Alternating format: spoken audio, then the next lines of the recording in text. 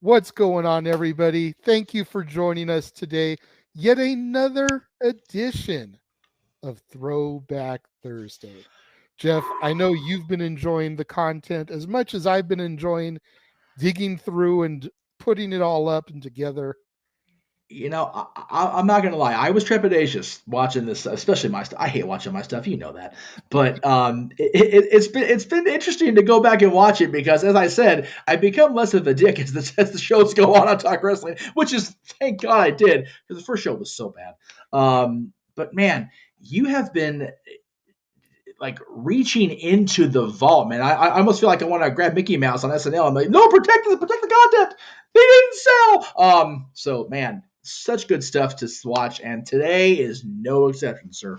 Yes, thank you once again to Aaron Rift of the No DQ YouTube channel, James Hebert of the JH95 slash FTW Productions, Noel Foster from the Simple Man brand, and of course, you, good sir, for the Yes, Jeff Meacham Network, for allowing me access to all the content that was previously discussed in private yes, amongst all of you guys, because there are limitations about what can and can't be posted, but yeah. Unfortunately, especially a big thank you once again to Aaron Rift for allowing me access to the no DQ stuff. That stuff has really helped make the process and the Throwback Thursdays succeed and thrive, I think. absolutely. Uh, Sit back, relax, everybody, enjoy as we bring to you yet another week of Throwback Thursday content.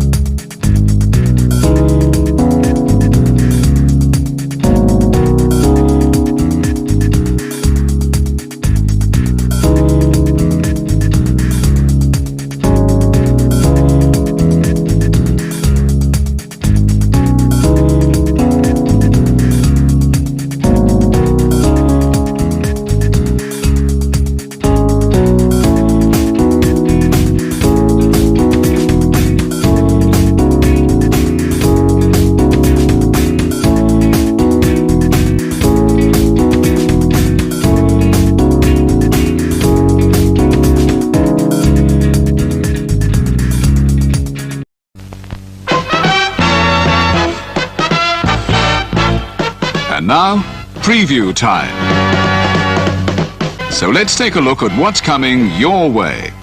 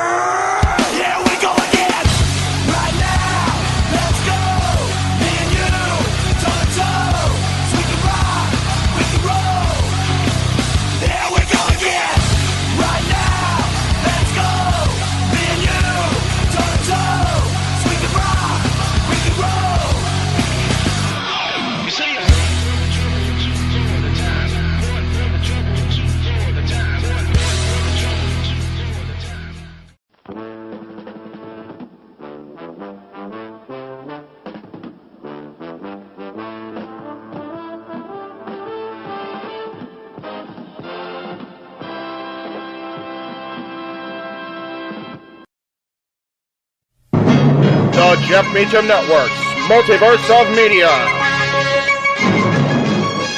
For over 15 years, the recognized symbol of excellence and the standard bearer in coverage of sports and entertainment.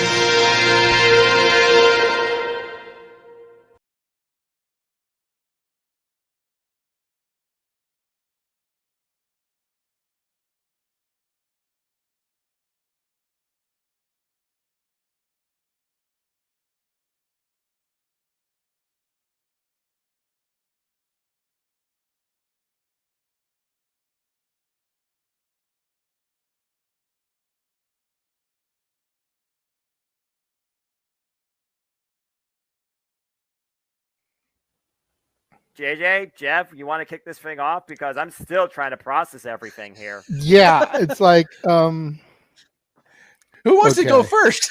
Yeah, who wants to go first? well, Come on in. It's open mic night with your host, you could maybe say there's really 4 topics, but it's split into 6. the Renegade, JJ Williams, The Sammy and Eddie Kingston thing, which one's the better smelling turd? and his panel of co-hosts, I am the founder. We'll call me that for today since we're going with the Jeff Jarrett love theme here this week, according to JJ. the West Coast Professor, Jeff Meacham, Karma is karma is karma. That's professional wrestling! Damn it! the Simple Man, Noah Foster, It's showtime! Yeah! How you doing, JJ? How you doing, Jeff? James. Yeah. and the He-Man, James Hebert. Imagine Bill Burr, Joe Rogan, Paul White, the Baldies. There you go. It sells Oh, itself. God. Get in there. Short his ass and shit the bed. As He's not champion. Amber Heard. Give it time, JJ. Give it time. Now, I'm sure Jeff has some stuff that Dumb move. Just don't pull this bullshit again. You get one. Tony needs to stop caring about the ratings. Bradshaw said as long as the ads are in place, we're not going to lose that third hour. Ring of Honor does not have to be AEW Live. They don't necessarily have to coexist with each other. We kind of saw that tonight to a degree. Along with a panel of guests, He no longer glorious. Don't you bring that up. You want me to rant about what my NXT used to? No, we are done here for the night. I swear, James.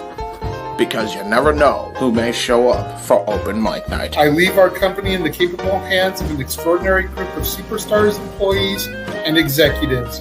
The first thing that came to my mind was, it's about damn time. Amen. I literally touched everybody in the state's trash.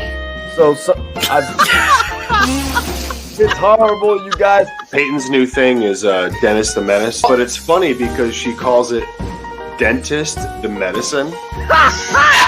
That's great. When Elliot Taylor came out and did Born for Greatness live, I was popping my pussy, having a great time. I didn't care. I was having so much fun. Sit back, relax, and enjoy the show.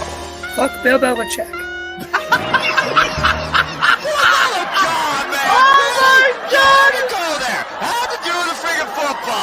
We ended on wrestling, and then you bring in that shit. That's just how the fan goes off the damn rails. Brilliant, bloody brilliant.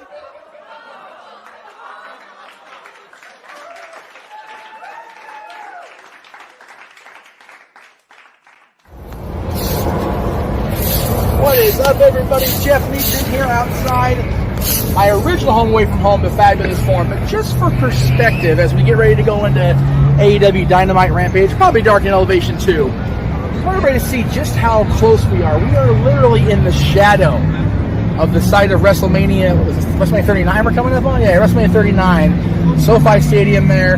The people are lined up out here to go to the Terrace, to go to the Forum Club, and to see the Acclaim, because they are the World Tag Team Champions, as they do. But in the meantime, good old JM not able to be with you guys tonight live, but let's kick off open mic night.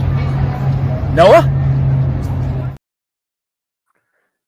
What started off as a simple post-show conversation became a weekly forum of engagement and entertainment. And here we stand 1 year later on this platform, for a celebration. Ladies and gentlemen, boys and girls, viewers and inquirers of all ages, whether you watch this live or on demand, welcome to the 1-year anniversary edition of Open Mic Night. And you know what this is, for I am the simple man, and my name is Noah Foster, with my esteemed panel of fellow inquirers and Open Mic Night panelists. Of course, the renegade JJ Williams, leader, founder, brainchild, creative mind, James Hebert. Get it right, folks. He has all the stats, and he'll tell them in and out. Stat boy Mikey, and of course, he may just happen to be here, but he is also a great fan, a fellow fan, NoDQ panelist, the baller himself, Big Baller, Big G. And of course, shout out to everybody in the comments. Gabriel, Everything Pro Wrestling, Cleaver Con Andrew, get some prime cuts. And anybody that's been a part of this forum for the last year, thank you as always for your continued support, engagement, and participation. So, guys, here we stand. It's been 1 year. Can you believe it? We have done this now literally for 52 weeks. So, with that being said, JJ, again, thank you for giving me this humble responsibility to be the MC of tonight's festivities. But how are you, good sir?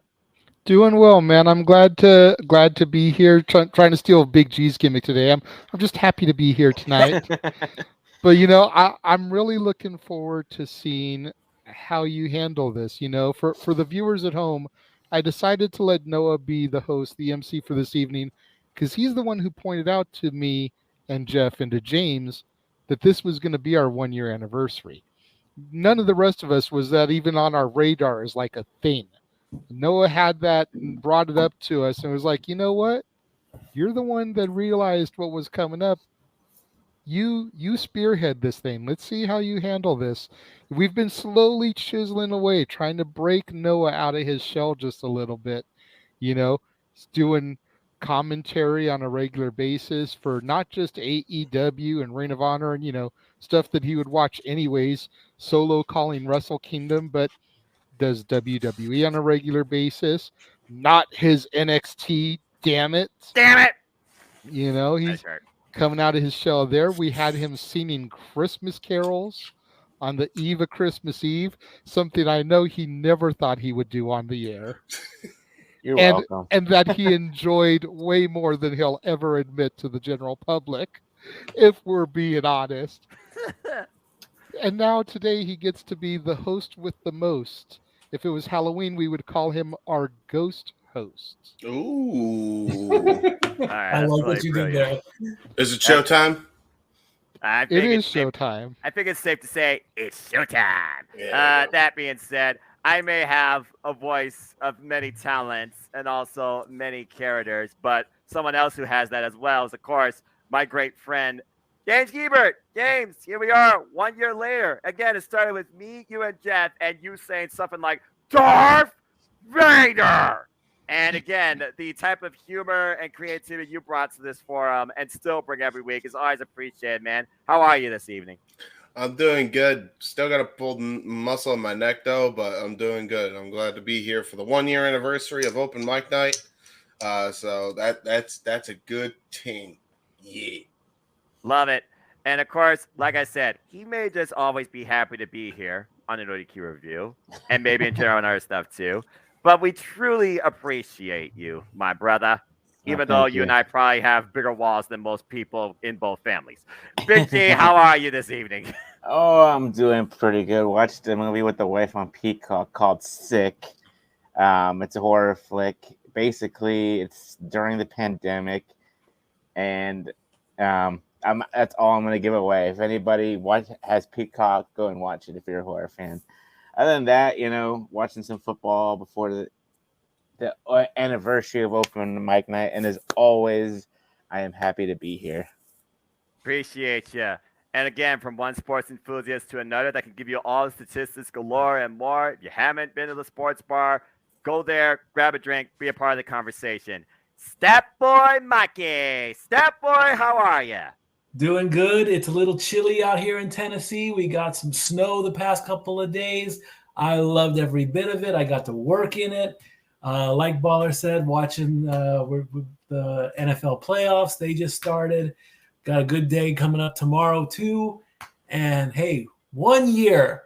1 year. The first milestone has been passed.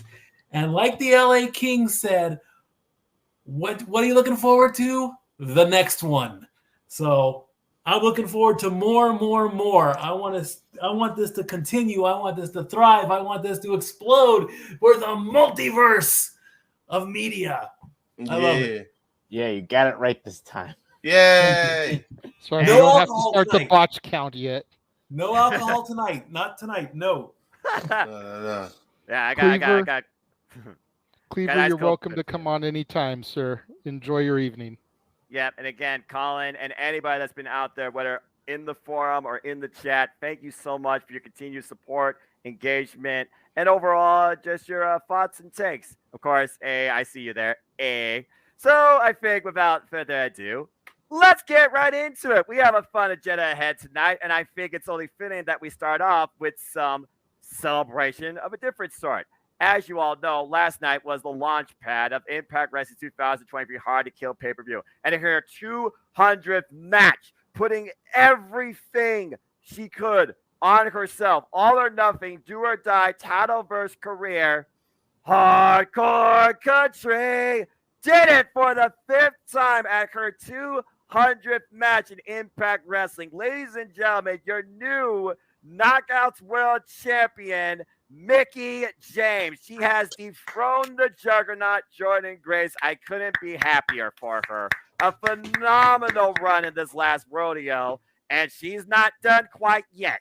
So with that being said, again, I always acknowledge all of you.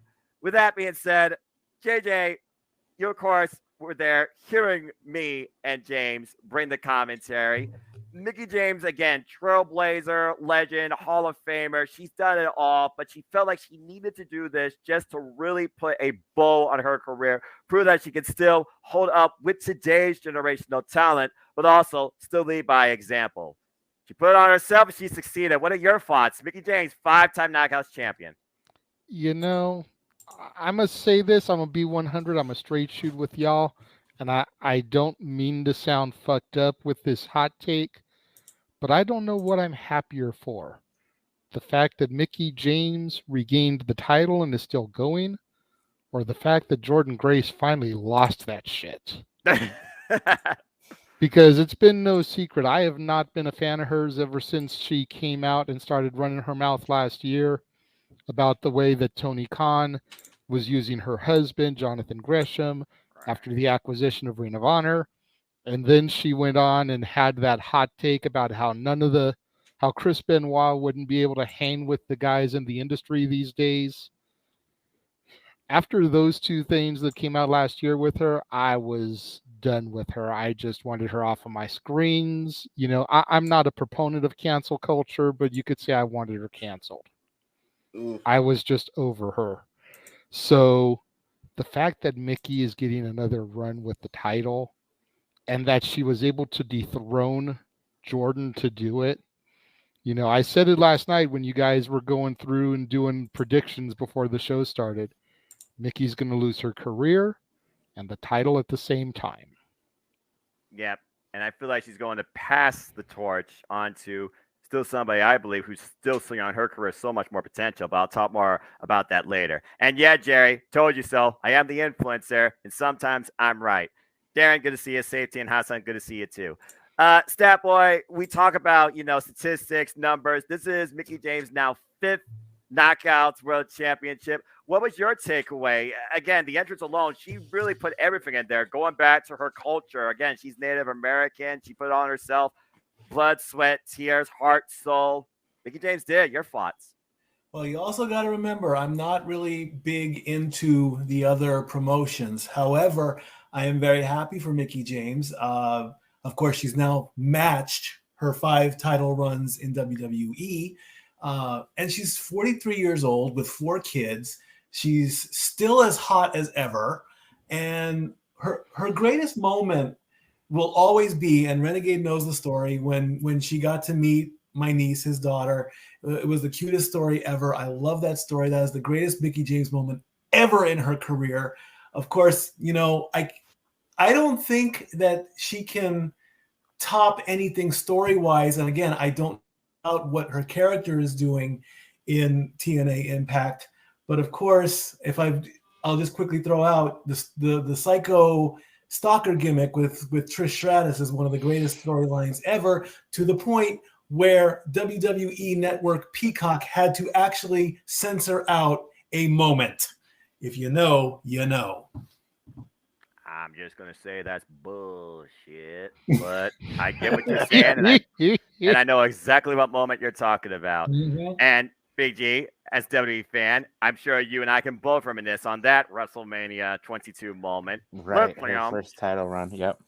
but what's your thoughts on Mickie James now starting her 5th run as Knockouts World Champion in Impact Wrestling? Well, I'm a stat boy. And you know me, I'm not a big Impact guy. I mean, I do see highlights here and there if I'm scrolling through Instagram and TikTok. I do follow them on social media outlets and stuff like that. But good for Mickie. I did kind of follow her last rodeo thing, and like you said, 43 years old. I don't know what else to say. It's just you think somebody's done in the wrestling business, and here they are proving that they're not done.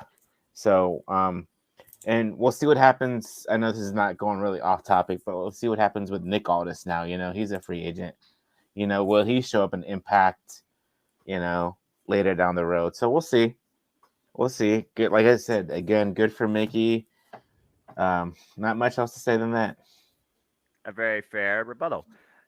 James, again, you and I not only called it, we predicted on it, but nice one, Colin. We also talked about maybe this is for Mickie to put over the next person that could go as far, if not further, than what Hardcore Country has done. You and I talked about on here, and several individuals of that Knockouts division, why we believe that the Knockouts division is the best booked women's division here in the Western Front of women's professional wrestling. Damn it.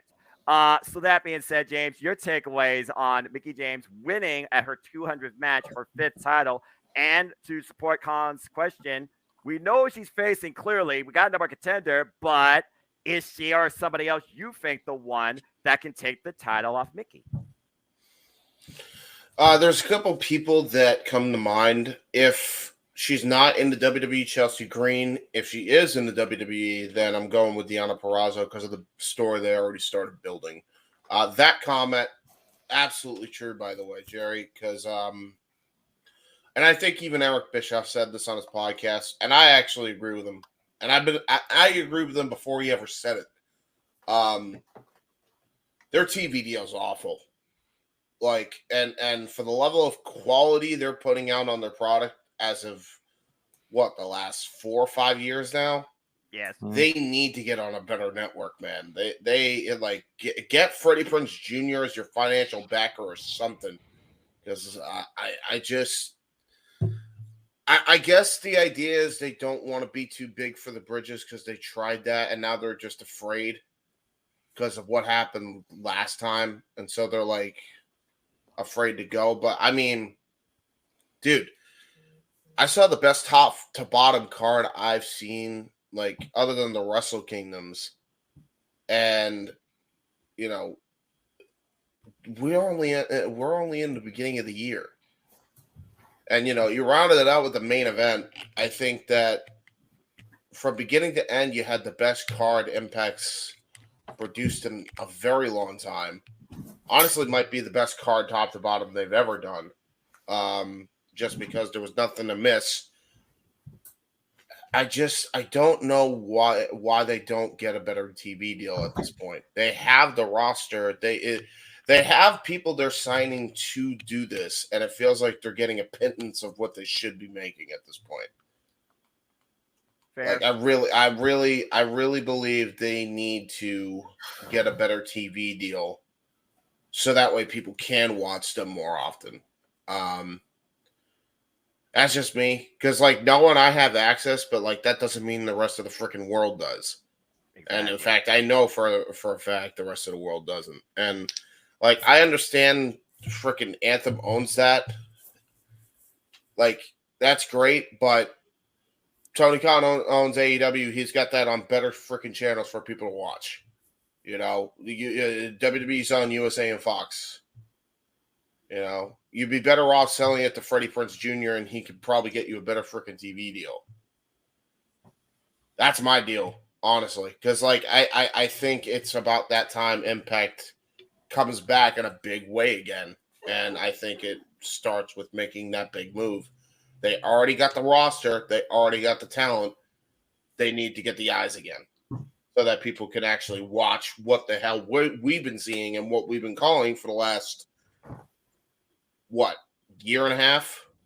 At least, give or take. And I thought last year was their best year. Big J, I did see your hand. You have a statement, I believe, or something to say? I have two different questions. All right, so how long was Jordan Grace's title run? Was it over a year? I can get that. No. I can get that for you in just a second. Okay. Yep, Stat Boy with the stats. I know that she won it at Queen of the Mountain last year at Summerversary, but she also wasn't pin or submitted since last year's February. Just to put that in perspective for you. Stat Boy will give you the exact stats here in a moment as I look here and see. And correct me if I'm wrong.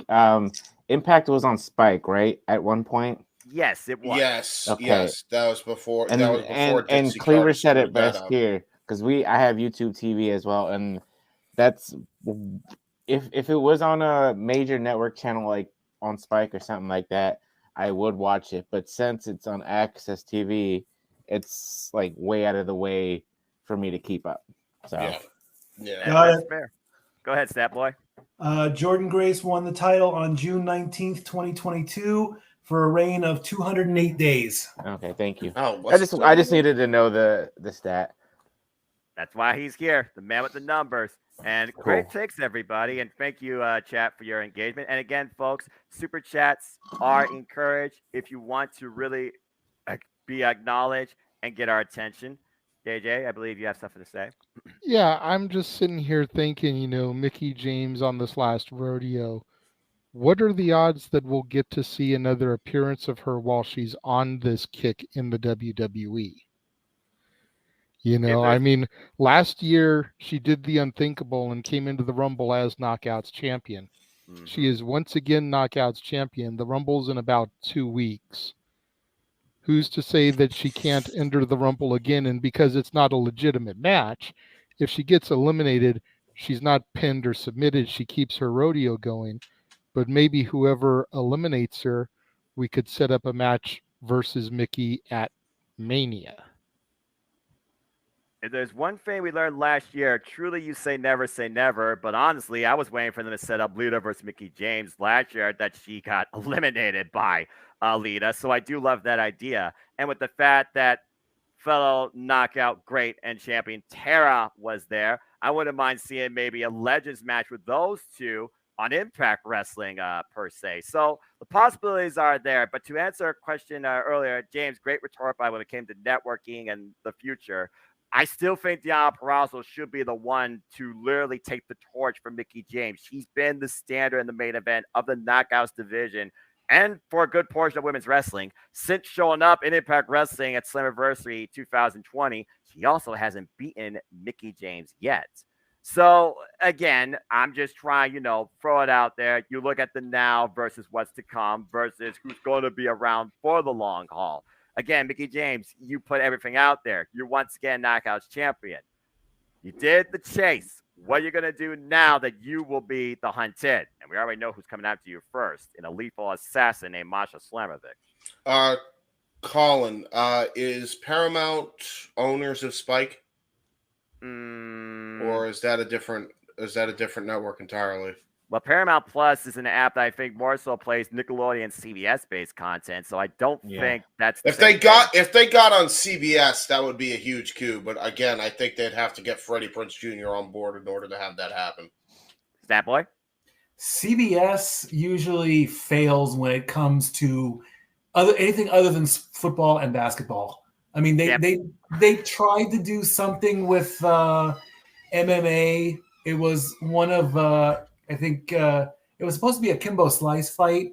That was a disaster. And then I know what fight you're talking about. That was It was him versus Dada 5000. That was always going to be a disaster. Yeah. So CBS can they CBS and Paramount should just stick to football and basketball, but anything and maybe golf on Sundays. But they should not touch the wrestling market at all. Well, golf is golf is failing too, but that's because they did what everybody's fearing WWE might do. Reportedly, allegedly. Keep certain R words out of here, James. I gotta say, that just to put that in perspective, JJ, go ahead. Mikey, are you just talking about as far as professional sports goes? As far as what TBS does well? TBS does okay. CBS. No, that's what I'm saying. CBS, as far as what CBS does well in pro sports, is that what you're talking about? Or are you talking about in general numbers? I'm talking about in general.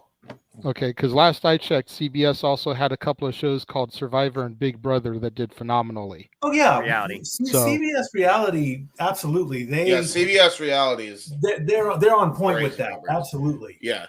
But anything else? Oh, and of course, The Price is Right. We can't forget about them. Yeah. That's fair. Still, even with Drew Carey as the host. This is my thing. My only argument is every single example you've mentioned. So golf right now is failing. We know the reason why. I just mentioned why, or at least with the PGA Tour anyway. The Dada 5000 Kimbo Slice fight was a disaster from Jump Street, and everybody just kind of wanted to see the car wreck in live. And then, wow. Kind of the same thing, when Women of Wrestling was on for, I don't know, a cup of coffee. Is it a seasonal thing?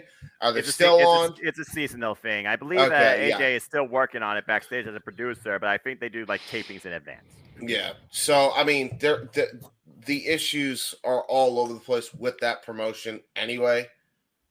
But Impact, if they get Freddie Prinze, doesn't have the option, doesn't have the problems financially at that point. It just comes down to, okay, and the content is perfect. It's just they need to get a better TV deal. So whether that's CBS, whether that's Spike, wherever, they're good, but they need to actually get and advocate for those deals, which, they've been kind of just, I feel like they're just too content almost with being the small fish in a big pond because they failed at being the big fish in a small pond through just terrible management prior. Yeah. So, I don't know. It's just, they have their ducks in a row now. I think now's the time to make the big move.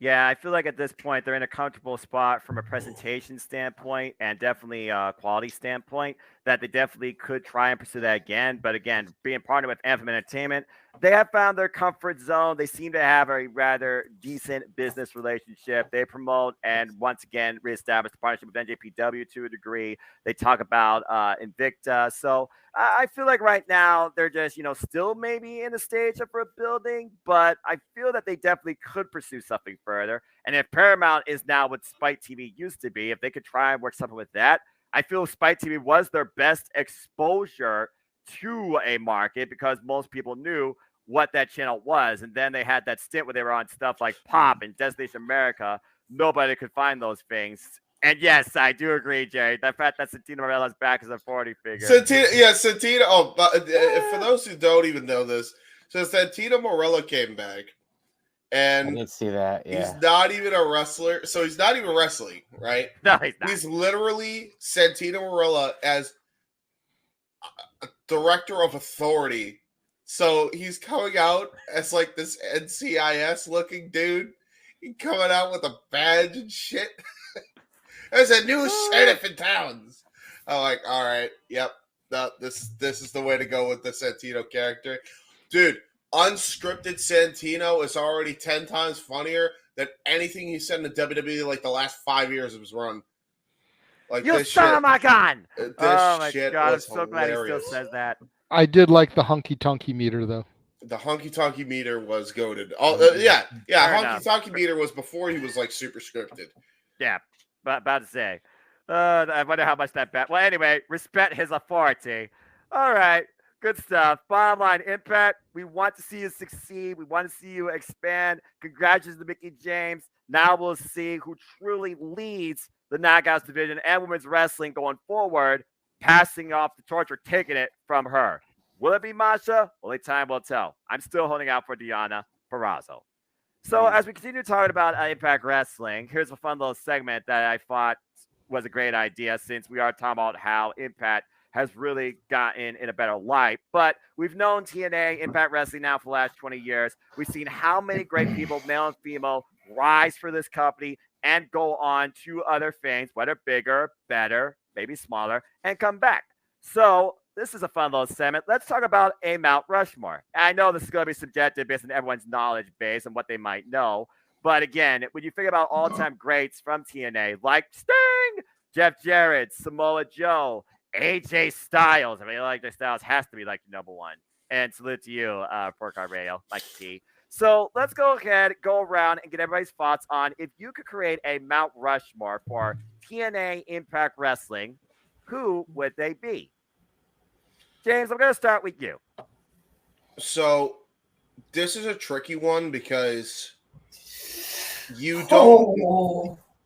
I don't know how you would. I don't know how you do that, because you would have to have two different ones. You'd have to have the WWE guard that came in to get the popularity for Impact. So immediately I'm thinking, Kurt Angle, Christian, and Sting immediately would be on that Rushmore. But you always got to go with the original guard that got it. And also, I can't forget about Jarrett, to be fair, as well. So, Kurt, Jarrett, Sting, Christian Cage. And then you think of the actual young guard that was carrying the company on their back with their matches and just getting better on screen. Joe, Daniels, Kaz, Styles, right? I when I think of, and it was apropos for TNA at this point, when I think of Impact, you think of like two different Mount Rushmores. The stars that came in to get that name recognition, and then the stars that were there from day one that carried the company on the back. Like, that's how I always separate the Rushmores. I guess you could have Mount Rushmore 1, Mount Rushmore 2. That's my cop out. Fight me. I mean, you know what? That's brilliant. I mean, if you want to go even further, I would have asked you, okay, so where does that leave the X division? Where does that leave the Knockouts division? When the Knockouts division wasn't even around when the company's first inception, but you've seen how long and how far and how deep this division has grown from a quantity and quality standpoint of talent that have really found and defined themselves. One particular hardcore country, Mickie James found herself in Impact TNA more than anywhere else. Big D, again, you watch WWE more heavily nowadays, but you also watch AEW, but you do know several names and faces that have been through Impact or TNA. So if you could come up with some sort of Mount absolutely. Rushmore. I mean, I did watch Impact, not when it first started, but there were DVDs out there and stuff like that, and I did watch all that. For me, I mean, James had good ones. I'm going to kind of mix it up. I'm going to have, obviously, AJ Styles on there. He was pretty much there since day one. Jeff Jarrett, obviously. Always got to have Jeff Jarrett on there. Damn right, he's a horseman. I know. All right, I will go with Kurt Angle. He did help the company a lot. And I'm going to go with Samoa Joe. So AJ Styles, Jeff Jarrett, Samoa Joe, and Kurt Angle. Okay.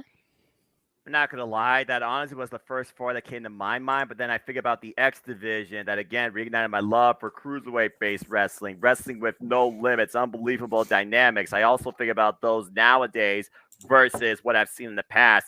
And then, again, I think about the knockouts. It's almost like if I were to do a Mount Rushmore, I honestly would probably pick one from each foundation and maybe a tag team. Because, honestly, when you look at Impact Wrestling, TNA, they have always kind of set a bar or standard for one of those type of genres to take themselves even further in another company, whether WWF, WWE, WCW, Ring of Honor, what now is AEW, NJPW, you name it. So honestly, for me, and I'm going back all the way to the Asylum days, I got to go with Jeff Jarrett. He was the foundation of the company, TNA, NWA. Controversy about what he is now and how I feel about him now. I can't argue that. For the guy that just did everything. He was the heavyweight champion. He was X Division. He was this company, period, and found himself through there. You got to put the phenomenal AJ Styles there. Now, for me, though, I'm going to add a knockout. And when I think about knockouts, I'm thinking about all the way back to the beginning. You had Awesome Kong. You had Taylor Wilde. You had Gail Kim. You had Mickie James, who's been through 3 generations of this knockouts roster, it seems. And yes, folks, I'm aware of the beautiful people, and I've always been a fan of Tara. But for me, when I think about the knockouts, I'm going to go with Gail Kim. Not only is she a former knockouts tag and knockouts champion, she literally manages the direction and the talent influx of the knockouts division. It's because of her we finally got Killer Kelly. Heyo. So for me, because Gail Kim has done it all, and now she's even doing more with talent going forward, I got to put Gail Kim there. And as far as the fourth one, well, I want to put someone like Samoa Joe there, who's been a dominant force for the longest time in this company. I got to give some love to the tag teams. And when it comes to tag teams, there's always one tag team that stood out to me, and that was Beer Money. And you think about James Storm and Wildcat Harris in America's Most Wanted, and then they became Beer Money. And you think about the multiple times that James Storm and Bobby Roode, before it became the It Factor, the multiple tag team title runs. For me, they were the tag team of TNA Impact Wrestling, despite the fact Moisture Machine Guns have been around for the longest time and still are. So for me, that's my Mount Rushmore. A little bit of everything. Jeff Jarrett, AJ Styles, Gail Kim, and Beer Money. That being said, Stat Boy, if you could make a Mount Rushmore for Impact TNA, who would you have on it? Well, I don't want to sound like a broken record, but I think it's gonna be Renegade and I think Renegade and I are probably going to pretty much have this almost the same ones, because we would watch the beginning months of TNA at the old Casa. So obviously we have to put AJ in there. You know, Dory's in the room too. Hi, Dory. Hi, guys. You all know that. And ironically, there will be an interesting stat about these 4 men. So AJ Given, the phenomenal one, that's how it all started. One of his rivals, I can't go with Samoa Joe. I'm going to go with his other big rival, Christopher Daniels, the Fallen Angel. He was legendary, becoming a tag champion and, of course, an X Division champion, but I don't think he ever got the heavyweight title. And again, at the end of this little rant, I'll give you the reason why. Kurt Angle, Given, legend, champion, and I got to go with Jarrett as well. So I'm going AJ, Daniels, Angle, and Jarrett. And the reason, all 4 of them have held a title 6 times. So AJ had the X Division title 6 times. Daniels had the tag championship 6 times. Angle was the heavyweight champion 6 times. And Jarrett was the NWA champion when it was NWA TNA. So six titles is a guaranteed on the mountain. I also will agree with James, but I want to say, if you can have more than one mountain face, like one of the legends, one of the tag teams, and one of the knockouts, I'm okay with that too. All right, very good. And looks like a lot that of people stat was Heatman approved, because that Thank you. I didn't expect. That was crazy good. That's crazy good stats work there. He is what his name implies, folks. Simple as that. That's and really it looks good. like a lot of the comments here, JJ, are implying a lot of the same names as well. So, that way you got something else? Can Dory Lou do a quick one? Absolutely. Yeah, go for it. Hi, guys. Hello, Dory. How are you? Lovely to see Tired. you. Just home from work. Well, I mean, Okay. I get that. Go AJ ahead. Styles, because I'm sorry. I'm like one of his #1 fans. AJ Styles, phenomenal one all the way. We'll go with the legend Kurt Angle, Sting, and Mickie James. Oh, nice. I like that. Generational bound. Sting, the icon. I miss that TNA theme so damn bad. Found Dory. All you. right. JJ, I saved you for last on this one because, again, we talk about, how long you and Jeff go back with some of these boys. I'm curious if some of them would be on your Mount Rushmore, but Stapley also implied that maybe you would have some of the same, if not the same, Rushmore as him. So take it away, man. What would be your Mount Rushmore of NWA, TNA, Impact Wrestling, all the above? See, to quote the Jeff Meacham shirt, see, here's the thing.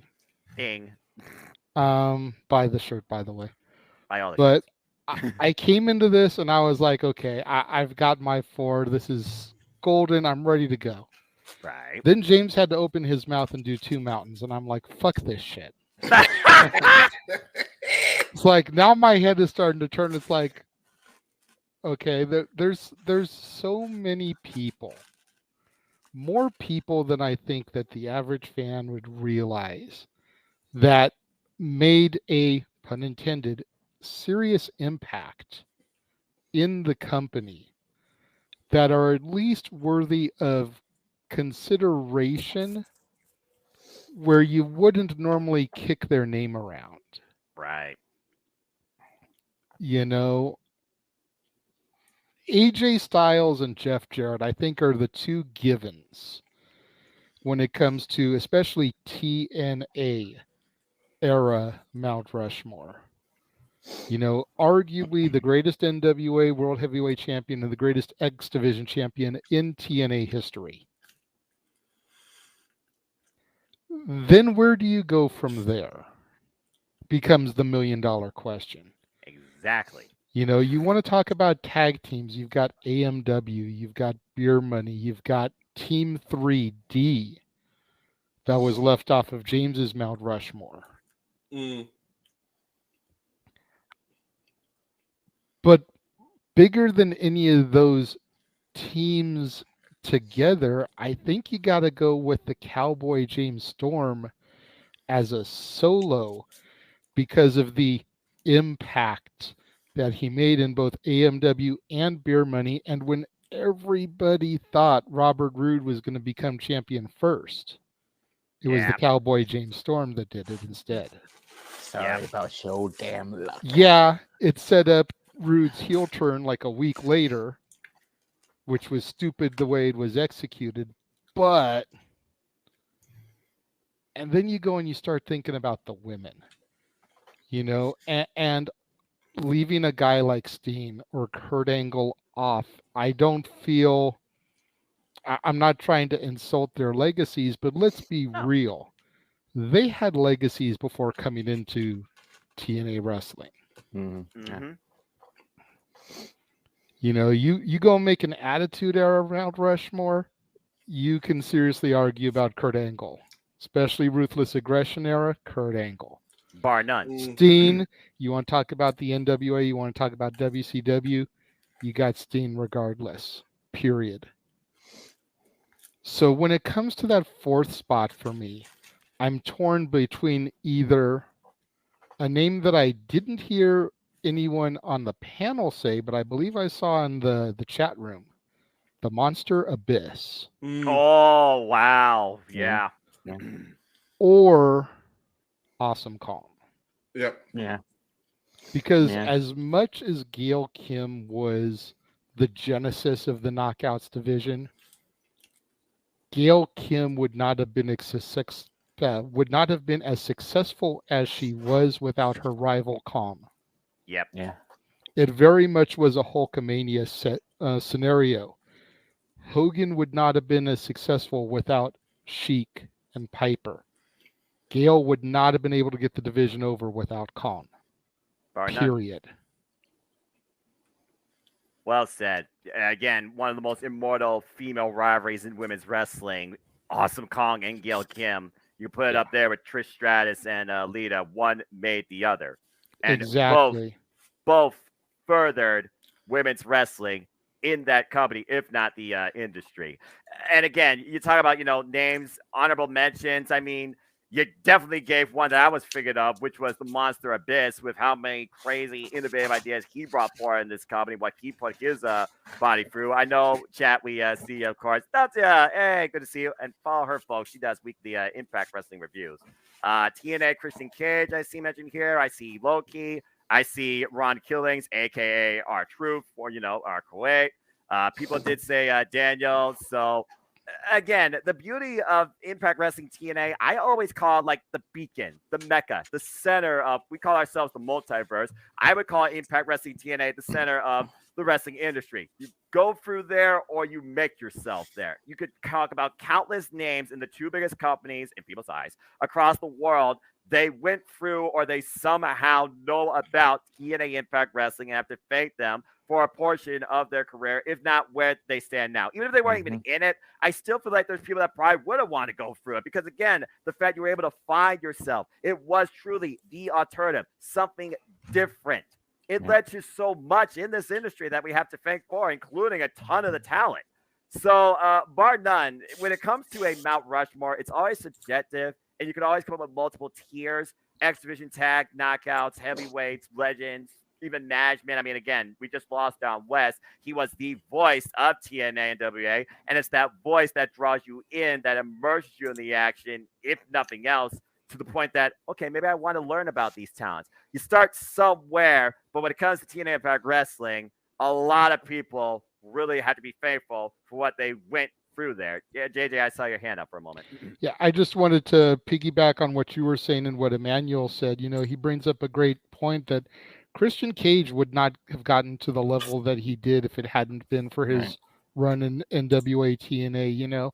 He was literally going to be the Marty Jannetty for the rest of his career, being in Edge's shadow.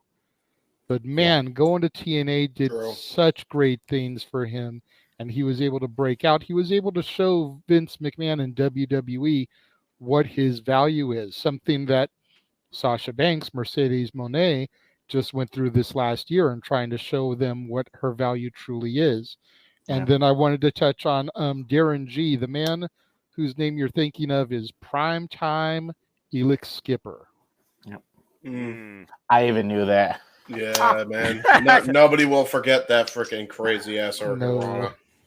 I know Jeff won't. He talks about it all the time. The way SoCal Val was gripping into his skin, drew blood.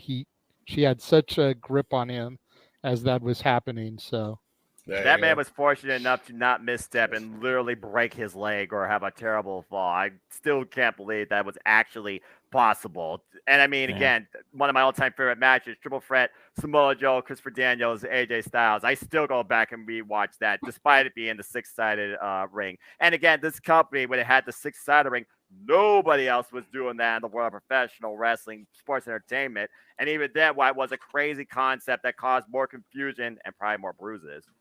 TNA Impact Wrestling carried that for quite a bit of time. And I loved it. It, like you said, it's what made it stand out. They took the Lucha ring from AAA and brought it stateside to the mainstream.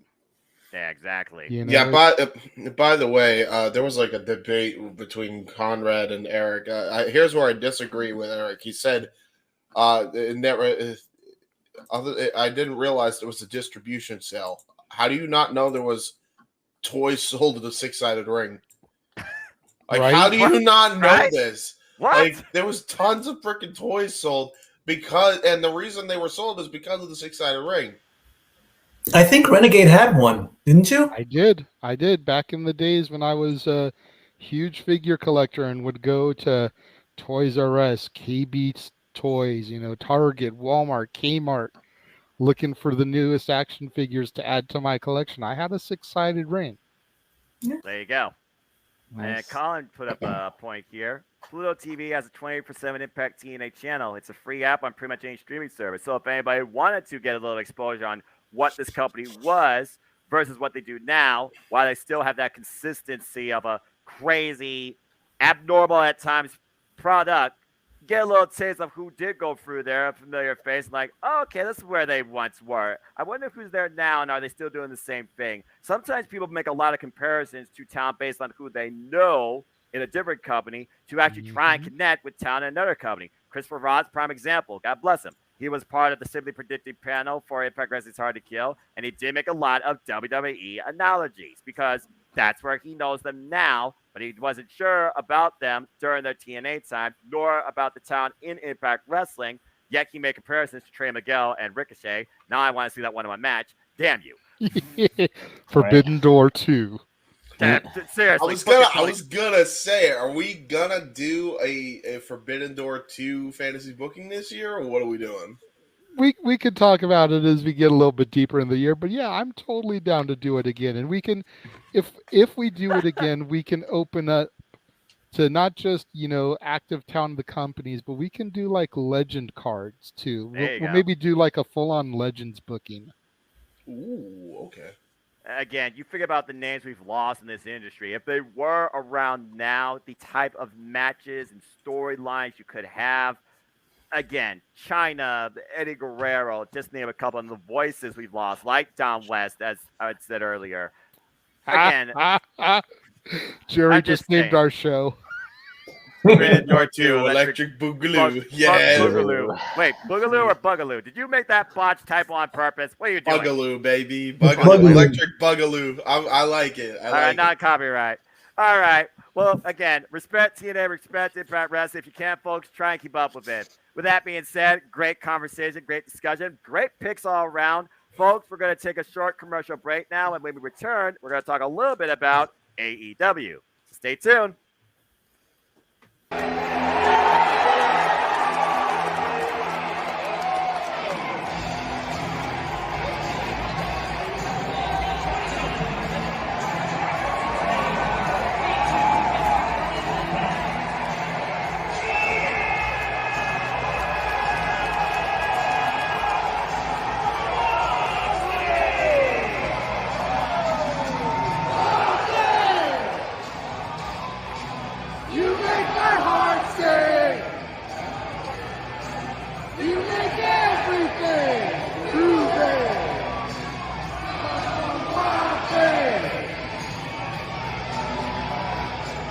Killing time and battery just in case it's Jericho.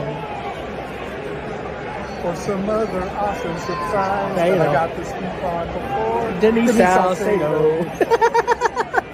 We're going to use that shit for sure. Highlights of the year, 2023. Thanks a lot, Excalibur. It's great being back in Los Angeles. Yeah, it is, Tony.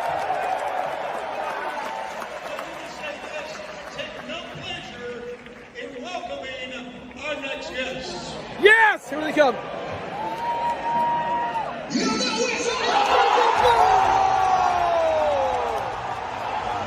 called it. You called it. Adam Cole, baby!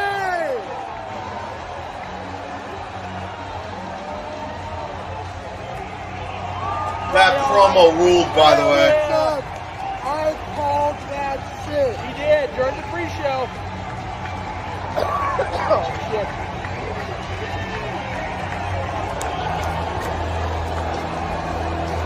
God damn, we up here, Jay. Look at this shit.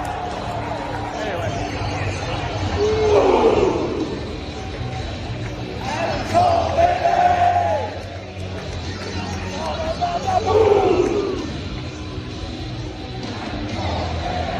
Wait for it, wait for it.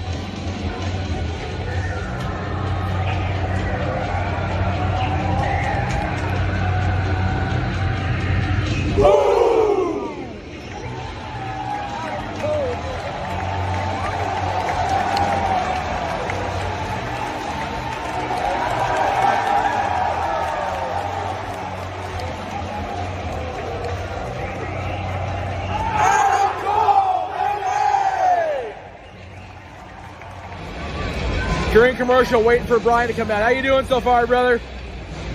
This is awesome. Right?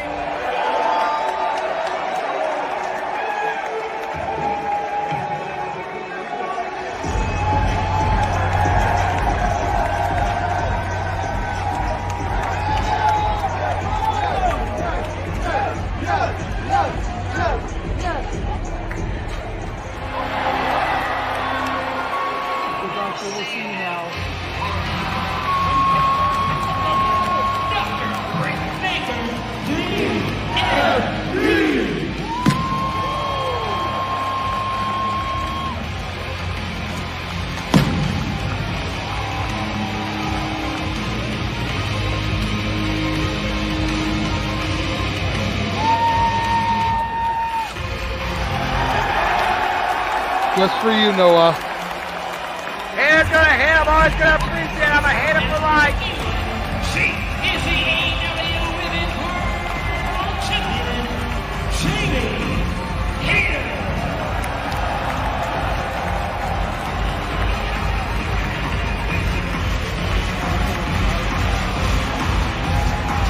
How about that pop for Noah's girl, Andre?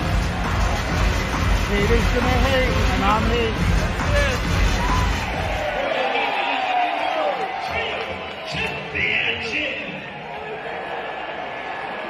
We are my way,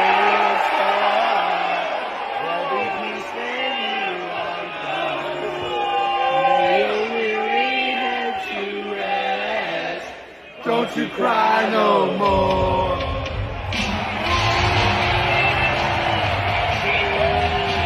Now what for real, man? Love them or hate them, they're our boys, but they're the Bucks, man.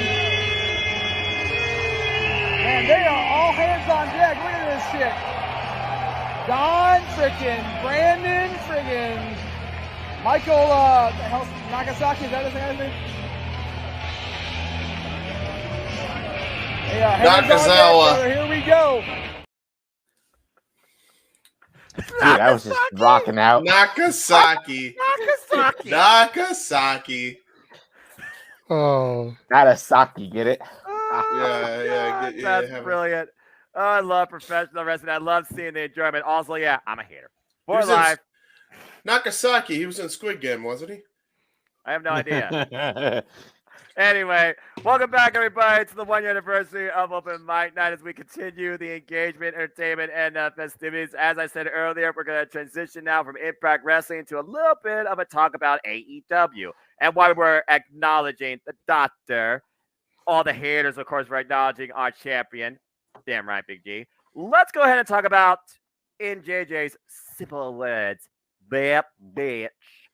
Jade Cargill, the undefeated, might I add, only 1X TBS champion, has now been the TBS champion for over 1 year, 373 days. And while we want to take a moment and say congratulations on her continued success as she continues to grow and showcase, this is an interesting, yes, let's applause. We need to also consider again, does the TBS championship overshadow maybe the AEW Women's World Championship, considering the amount of title changes, championship reigns, tenures, injuries, showcasing challengers thereof? Does one feel more important than the other? And right now, does it feel like what you would consider a secondary title feel like the title for the women's division? Statboy, what's your thoughts when it comes to the AEW Women's World Championship versus the TBS Championship? It's always said that the champion makes the championship, but Jade Cargill has been the TBS champion, while AEW has been trying to figure out the AEW Women's World Champion. So which one do you think is more prestigious? And if the TBS title is more prestigious, in your way, how can AEW make the AEW Women's World Championship more important and look forward to than the TBS title? My thing with the TBS title is it is a cheap plug for the station. It's the corporate money people. It's like, oh, we want and these are the TBS, these are the executives at TBS. Oh, we'll put your product on the show, but we want our name on it. Okay. If there's so much of a problem with the AEW Women's World Championship, then combine the belts and let Jade Cargill, let her be the dominant champion. If she is doing better than the current AEW Women's World Champion, who is Jamie Hayter. Make Jade have that belt because she's had it longer. She's probably, and again, I'm not an AEW guy. She's probably more entertaining than the AEW World Champion, the World Women's Champion. She's probably got a better character than the AEW World Women's Champion. So there's your problem right now. Okay. Yeah, we get it. AEW is on TBS. Okay. TBS does not need to establish themselves because they've been doing it since the WCW days with Ted Turner. You know, I mean, TBS has been around since the 70s. They don't need to have a title. When you think of TBS, do you think of a world champion? No. I don't know what else is on TBS right now other than AEW. So minus the brand name, just make it one title.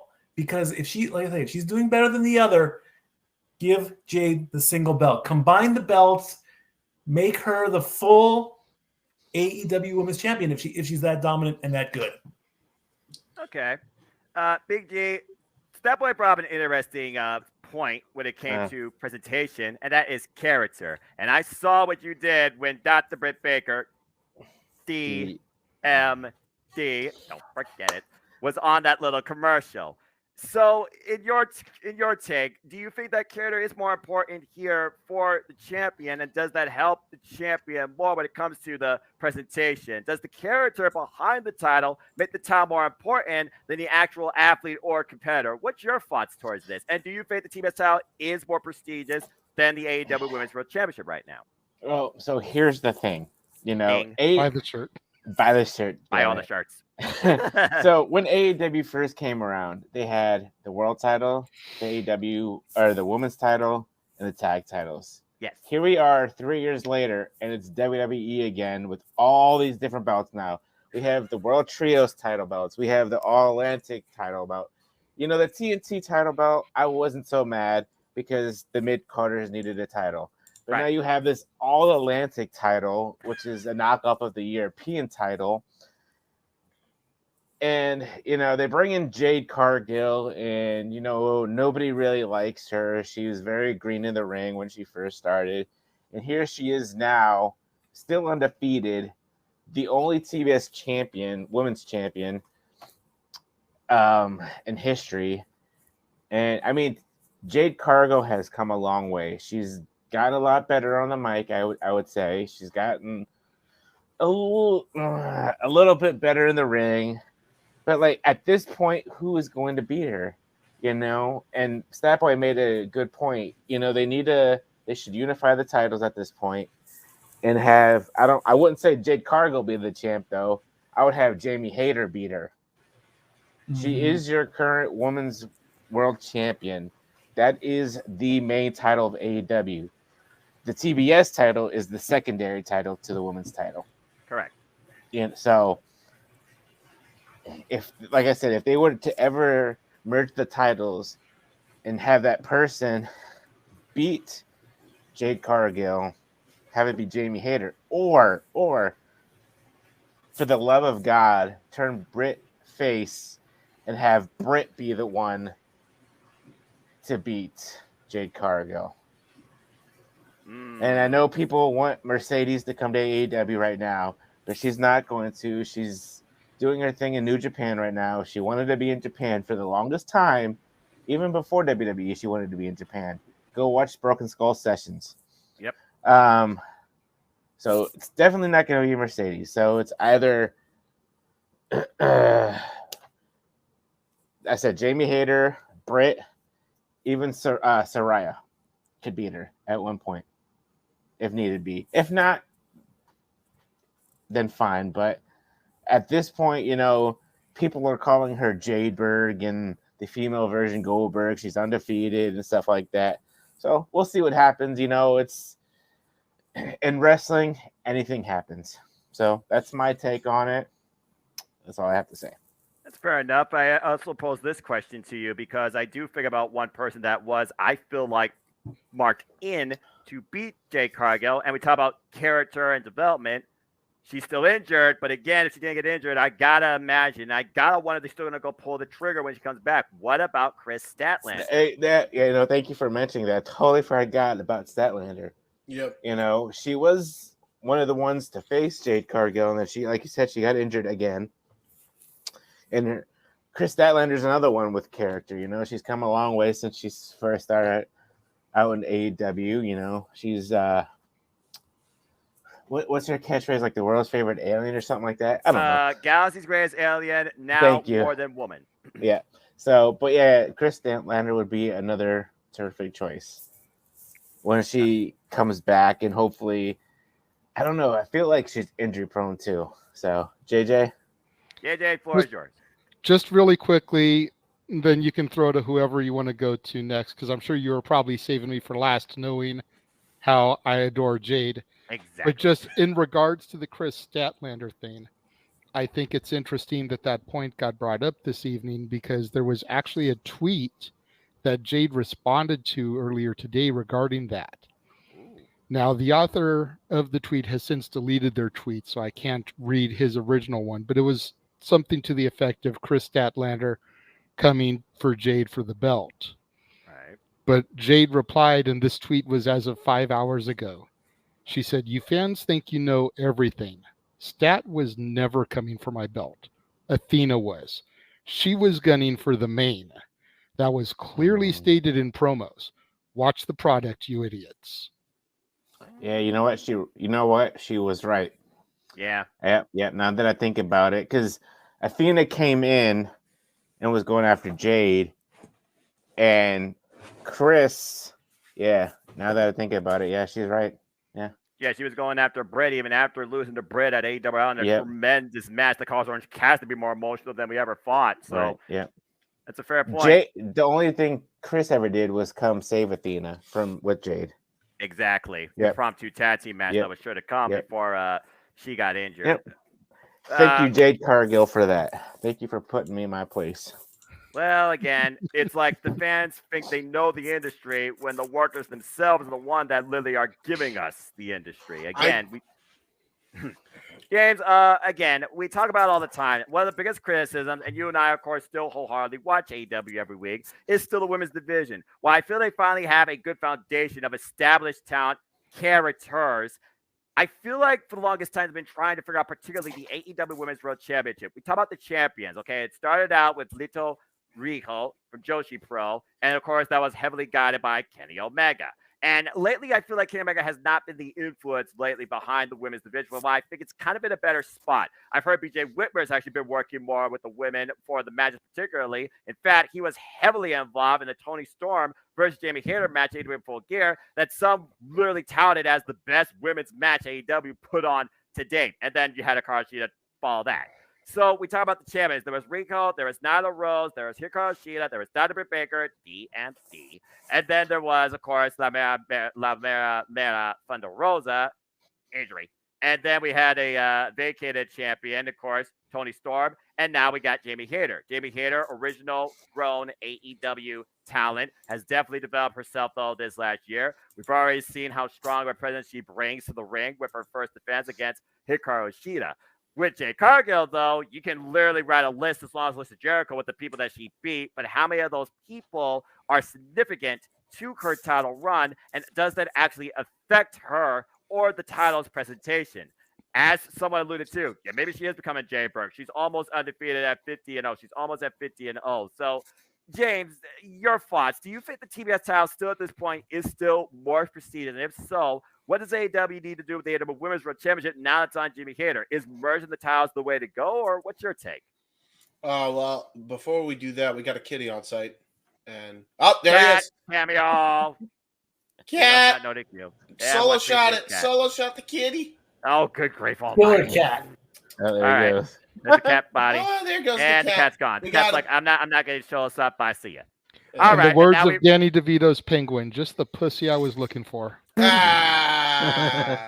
We have there's a cat that I know that looks like Robert De Niro because he's got squinty eyes, and so every time I ever see him, I'm just like anytime the cat meows, I just be like, "Are you talking to me?" You talking to me?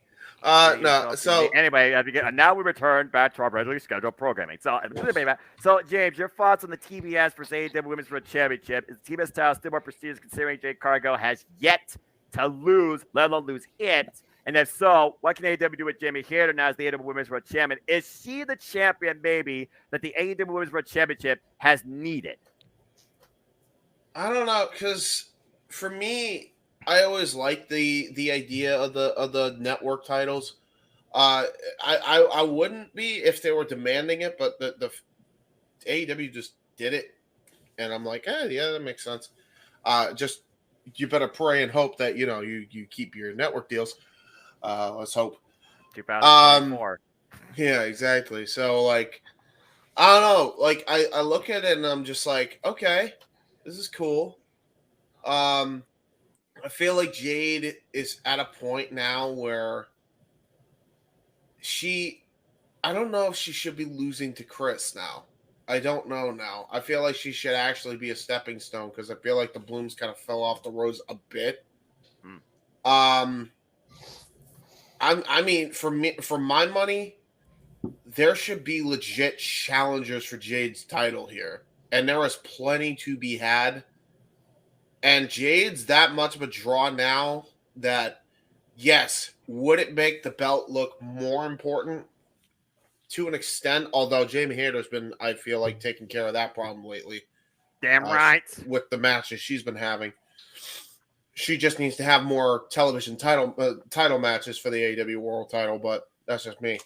Because the matches that I think she could have, I wish they kept Kayla Rossi around because I think that could have been a potential banger.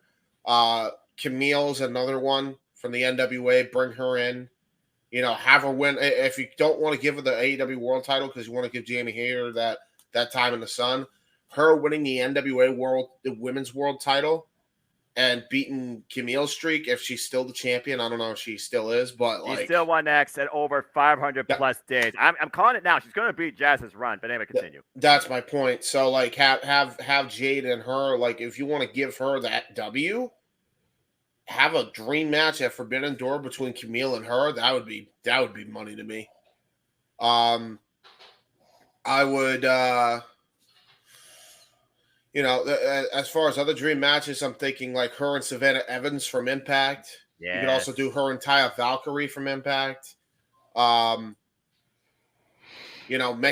Make Jade just this fucking juggernaut belt collector type thing. Because would she be overshadowing the title? It depends on how you book the world title in AEW. Not for nothing, but when FTR was on their freaking run of a lifetime, AEW tag titles were featured prominently between Swerve and Our Glory and the Acclaimed. And what were tremendous matches, by the way. So, no, Mandy will show up in AEW, but I doubt she ends Jade's run.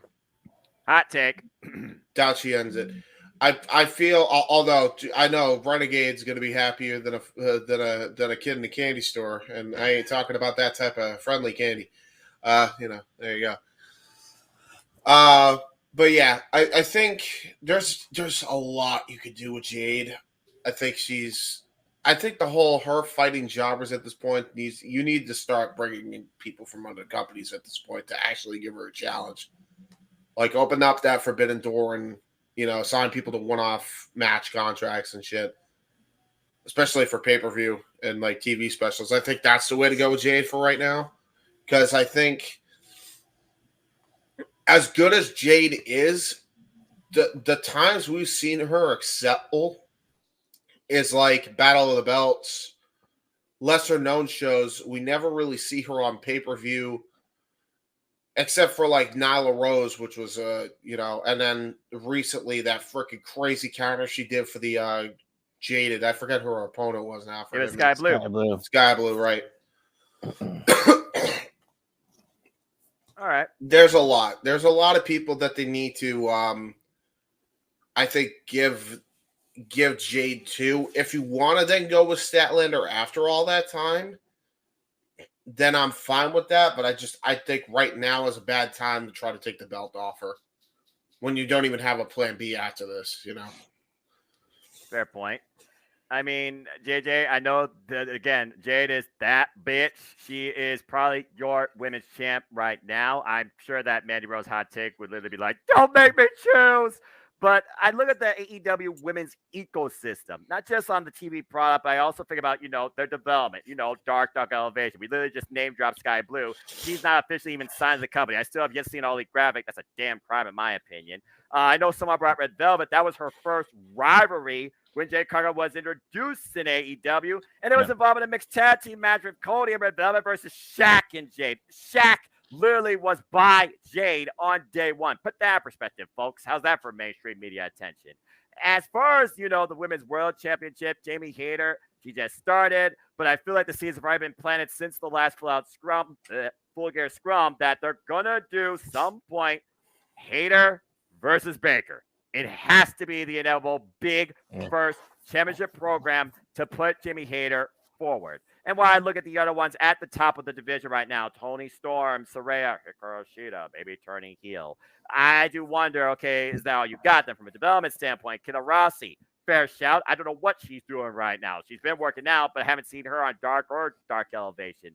When it comes to the TBS title, again, you all said it perfectly. I think about TV championship. So what is TV? Marketing, exposure, showcasing. To have Jade Cargill defend this on AEW turf against people from other companies, though, I think that'd be very good crossover interpromotional booking. I mean, you brought out some key names that I was definitely thinking about, though, James. Camille and Smith Evans were at the top of that, particularly. So, JJ, I feel like it's safe to say that you, again, not just because you're a fan of her, but you probably definitely agree that the TBS title right now is more prestigious, and to do something with that versus the Women's World Championship, put them on equal ground, might be easier than just merging the two. But what's been your takes in Jade showcasing versus the West of the women's division? And how should they try and adapt that to maybe the AEW Women's World Championship? Or should Jade maybe be the one that's the only champion in the AEW Women's Division overall? What's your take? Well, first of all, I want to say congratulations to Jade Cargill for surpassing Hikaru Shida's record with the women's title.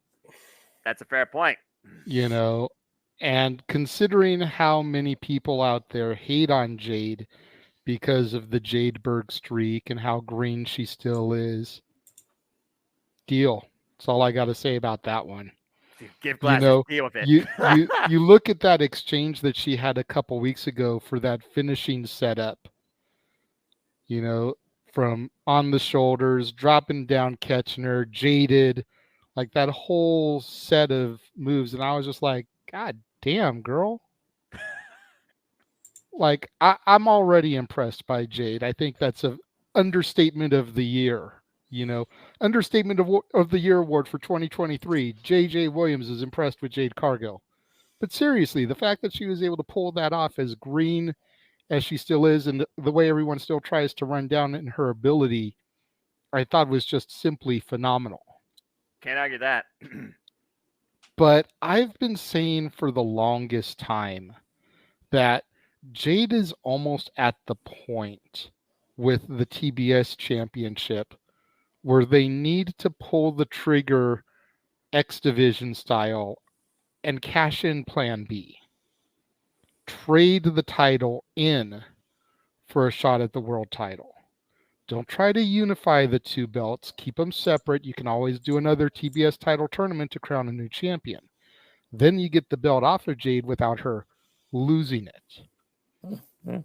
Then her only loss becomes, does she win the world title or does she lose when she challenges? Good point. So now you haven't cheapened the TBS title. You haven't weakened Jade's presentation. And she goes straight in for the AEW women's title. Noah, I know you're a hater. I know how much you love Jamie. But I think that you can even agree with me that she's lacking some in her character presentation. I'm not gonna she argue needs Britt to cut a promo. She needs Britt to get herself over. Right. Yeah, Jade has the baddies, but she's got star power written all over her face. She's able to get herself over without the baddies, and she's able to get those girls over as well. Oh, she has one baddie now. Yeah, now she does, but Layla Gray. Yeah. So it's just like you look at that, and character is so important in the world of professional wrestling. That's your marketability. At the end of the day, you're going to get merchandise if you've got a good character. You're going to get the action figures if you've got a character. You think about all the WWE action figures that they did over the years of Rey Mysterio and his superhero outfits. Could you imagine if they did a line of Jade in her cosplays? Oh, good grief. Yeah. It'd be a collector set. For real, they would sell like hotcakes. Yeah, that She-Hulk one Jade was on is fire. Storm. Jade is She-Hulk.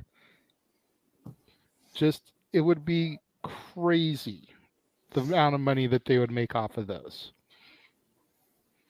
But that's what I think needs to happen, because I do feel that the TBS Championship is getting to that point where it's more prestigious. Yes, it's only been around for a little over a year.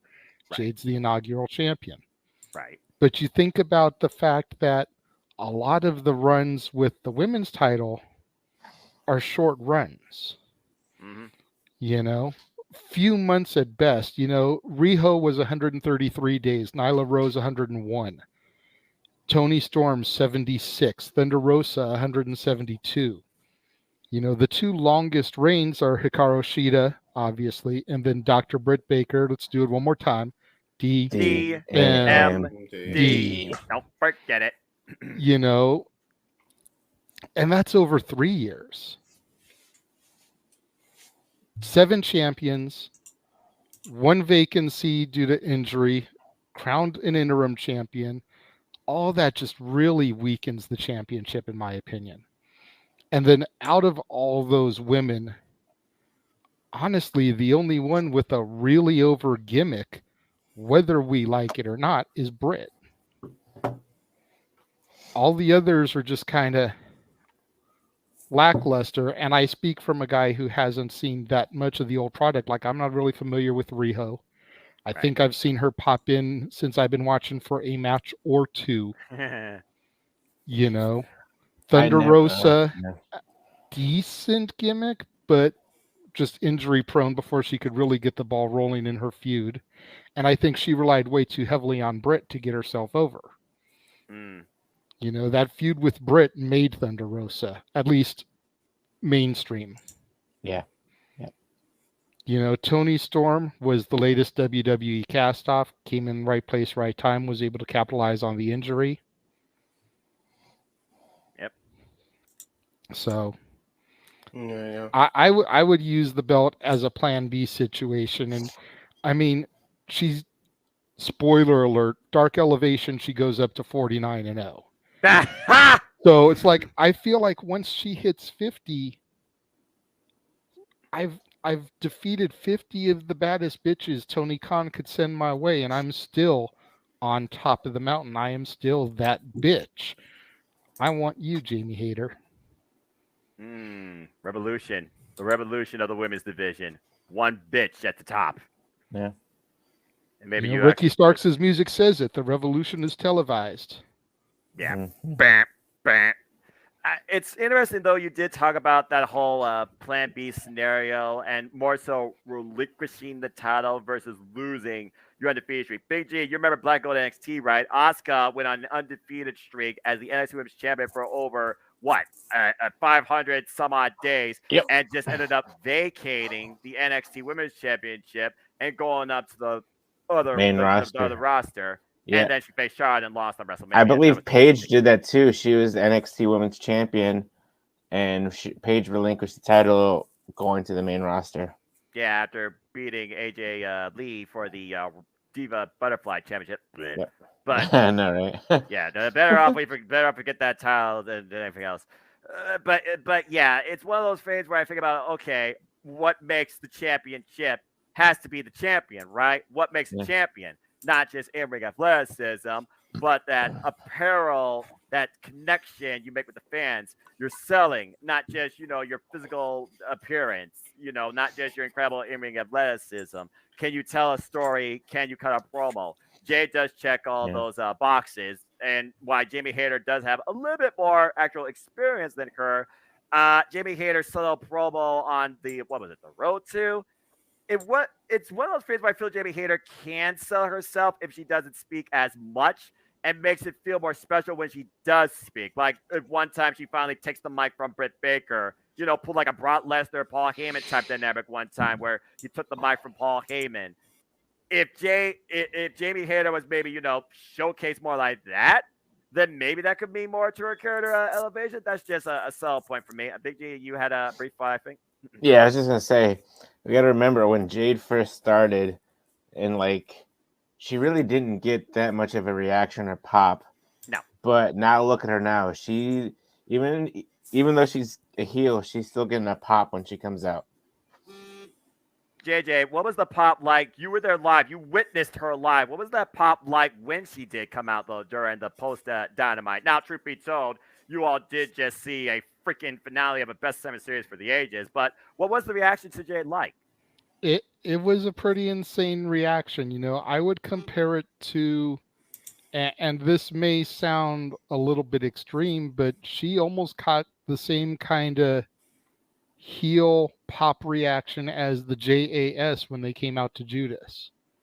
The fans were into Jade. Yeah. Huh. All right. So, again, I guess we just got to see what's ahead for the AEW Women's Division 2023. But like I said, after Full Gear, I do feel like it's a new beginning for AEW. And I'm not just talking about the new set, though I think the set's nice.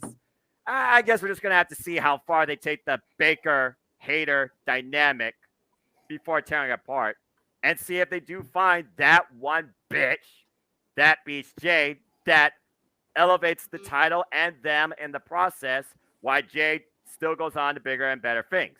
But only time will tell. And again, Trinity, at this point, we have no idea what's going to happen with her. And her going to AEW just would be like, what? Why? Yeah. Abaddon is the force that no one wants to wreck with. Just saying. No. All right. No. For backstage reasons, to be fucking honest. Yeah, I'm just saying that no one gonna go in the backstage politics. All right, well, good stuff. Well, folks, we're gonna take another brief commercial break, and when we return, we're gonna go ahead and switch things up again to a different company, WWE, and maybe something else. So stay tuned.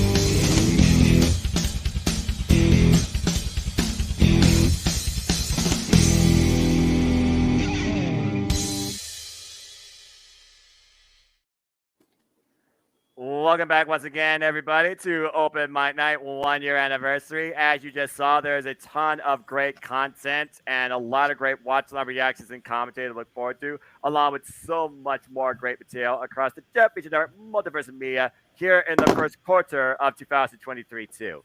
With that being said, let's go ahead and continue our fun agenda. So, as we all know, the first quarter will culminate, of course, with the wildest weekend of all professional wrestling. And as you see before you, Ring of Honor in their soft launch, of course, they have announced their first pay-per-view 2023. It's the return of the Supercard of Honor. And this time it comes to us from Los Angeles, California, at the Gallant Center Friday, that freaking March. But according to this tweet sent out by SoCal Uncensored, follow them at SoCal Uncensored, with ROH running against SmackDown, it's pretty too crazy to think that we can have two pro wrestling shows in the same city at the same time, both draw over 10, look at that digit, folks, 10,000 freaking people. Okay, so literally the choice of don't make me choose.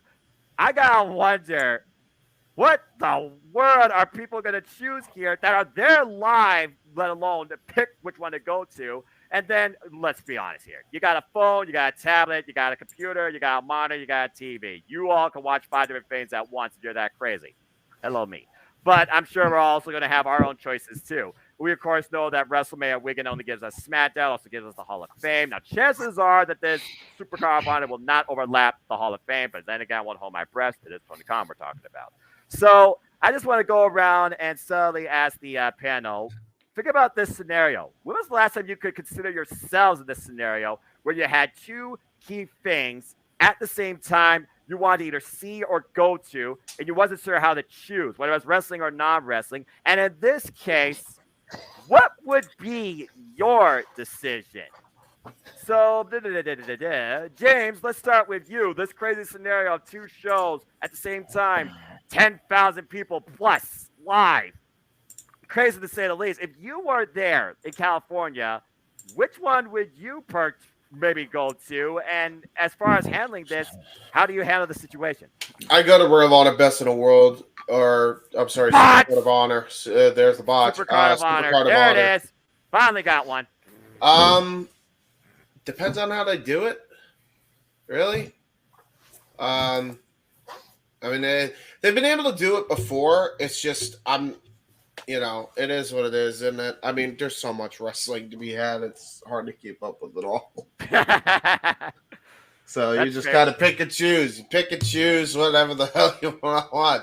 That's the beauty of it, man. You got a lot of wrestling. You can just pick and choose, but then you can't watch everything, and then you get sad. Well, Stat Boy, there's a reason why DVR exists, right? So, what's your thoughts on this? I mean, as far as a marketing, let's call it this got to be a competition standpoint. SmackDown and a Ring of Honor pay at the same time.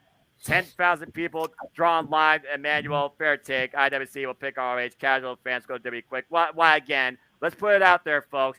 WWE reaches out to everybody, even the most stupid of people that don't even know what is WWE. They are the ones with the biggest exposure, and that goes to their strength, why they are successful.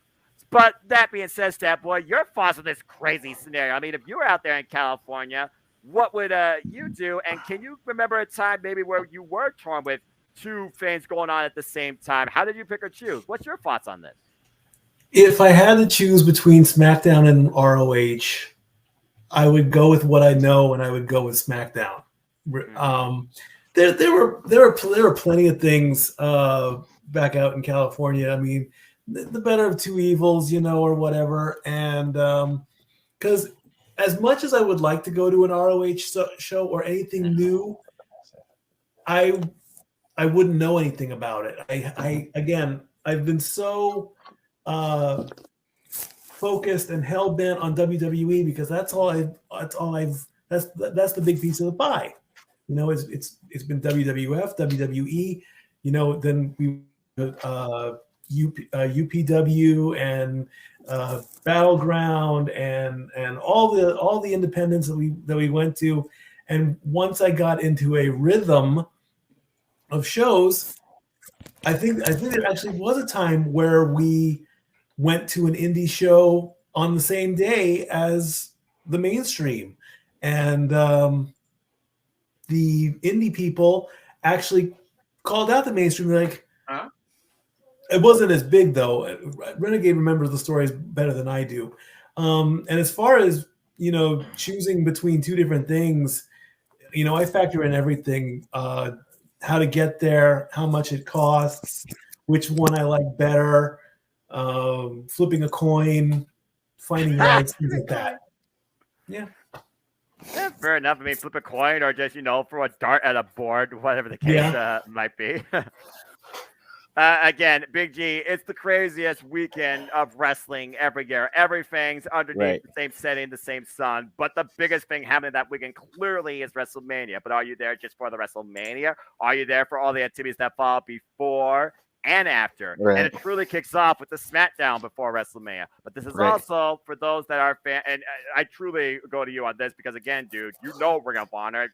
Hell, you've been to Ring of Honor's homeland. This is Ring of Honor's soft-launch pay-per-view 2023. Your thoughts on this crazy scenario and the fact they're going to run this pay-per-view up the SmackDown before WrestleMania? How are you going to handle the situation? If you were there live, what would be your overall agenda? Since I've been to 2 of Ring of Honor's major pay-per-views, Best in the World, and I haven't been to WWE Hall of Fame yet, and we know that SmackDown and Hall of Fame run together, I would choose that over Ring of Honor. So, I mean, if I hadn't been to a Ring of Honor show, then yeah, I would pick Supercard of Honor. But since I've already been to 2 shows, I would choose SmackDown in the Hall of Fame over that. All right, simple put. JJ, I mean, literally, it's your stomping grounds. You, Jeff, and Cindy. Hello, Cindy. Are literally going to be out there underneath all of this. I mean, Jeff literally in the opening video talked about you guys were at the Fabulous Forum, and just not even a cup of coffee away, there's the freaking arena where you're going to see freaking WrestleMania. So, your thoughts on this? Again, I expect everything to run all at once. These are the 2 things we're talking about particularly, but your thoughts on this crazy business choice per se, and have you decided what you're going to do that day live? I have not yet decided what I'm going to do that day live because I don't know if I'm going to have the funds to do anything that day live just yet, if we're being 100%. Fair enough. I did talk to Jeff a little bit this afternoon and last night after we wrapped up everything. He's seriously contemplating doing both because the bell time for Supercard of Honor is 4:00. Yeah. So theoretically speaking, that'll probably end between 7:30. Hall of Fame probably won't start till 8:00.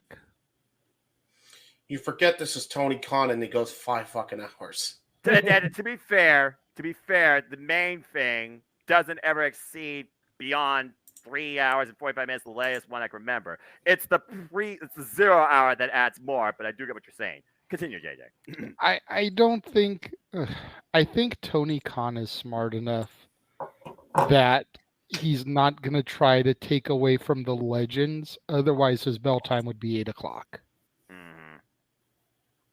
You know, I mean, the fact that you're trying to run a wrestling show at 4:00 in the afternoon in Los Angeles on a Friday already kind of shows how unintelligent Tony Khan is. But we'll just leave that one where it lie. Fair enough. I don't think he has a problem competing with the main WWE product, the stars of today, because he wants to show that his stars are better than the stars of today.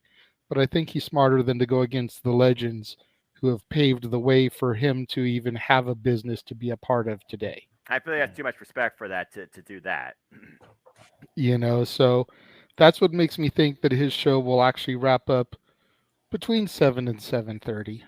And as Jeff pointed out, it's only 3 train stops from SoFi to Staples, the Crypt, whatever we're calling it now. So it'll always be the Staples. I agree, but for those that are sticklers about the name change, the Crypto.com Arena, the Crypt. That's a conversation for another day. Personally, if I had the money, as much as I am jonesing to check an ROH show off of my bucket list, when I went to WrestleMania 21 back in 2005, we did not go to the Hall of Fame that year.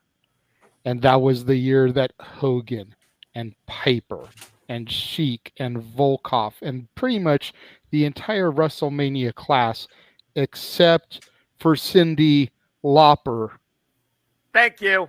Continue. went into the Hall of Fame. Damn crime. You know, Escardango. Jeff made the decision. He went to the Hall of Fame. It was also night 2 of Pro Wrestling Guerrilla's inaugural All-Star Weekend. So we've had those type of choices before, but me and Stat Boy and our buddy Juan decided to just chill in the hotel, take a night off. That's right, we did. Take the night off because we had gone to Gorilla the night before on Friday night.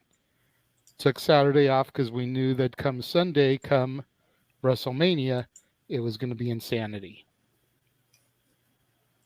So See, he remembers the stories. He remembers the stories better than I do. that WrestleMania was interesting because even though the three of us went and we went together, we bought tickets so late we couldn't even sit together. We were all scattered throughout the arena. Good grief. Single seats. That was about all we could find, but we were all there. You could say that you were there, you had the experience, but it's like Exactly. how many times do I want to do the same experience? I mean, WrestleMania is WrestleMania, and like you guys pointed out, it's the go home show to the Super Bowl. Right?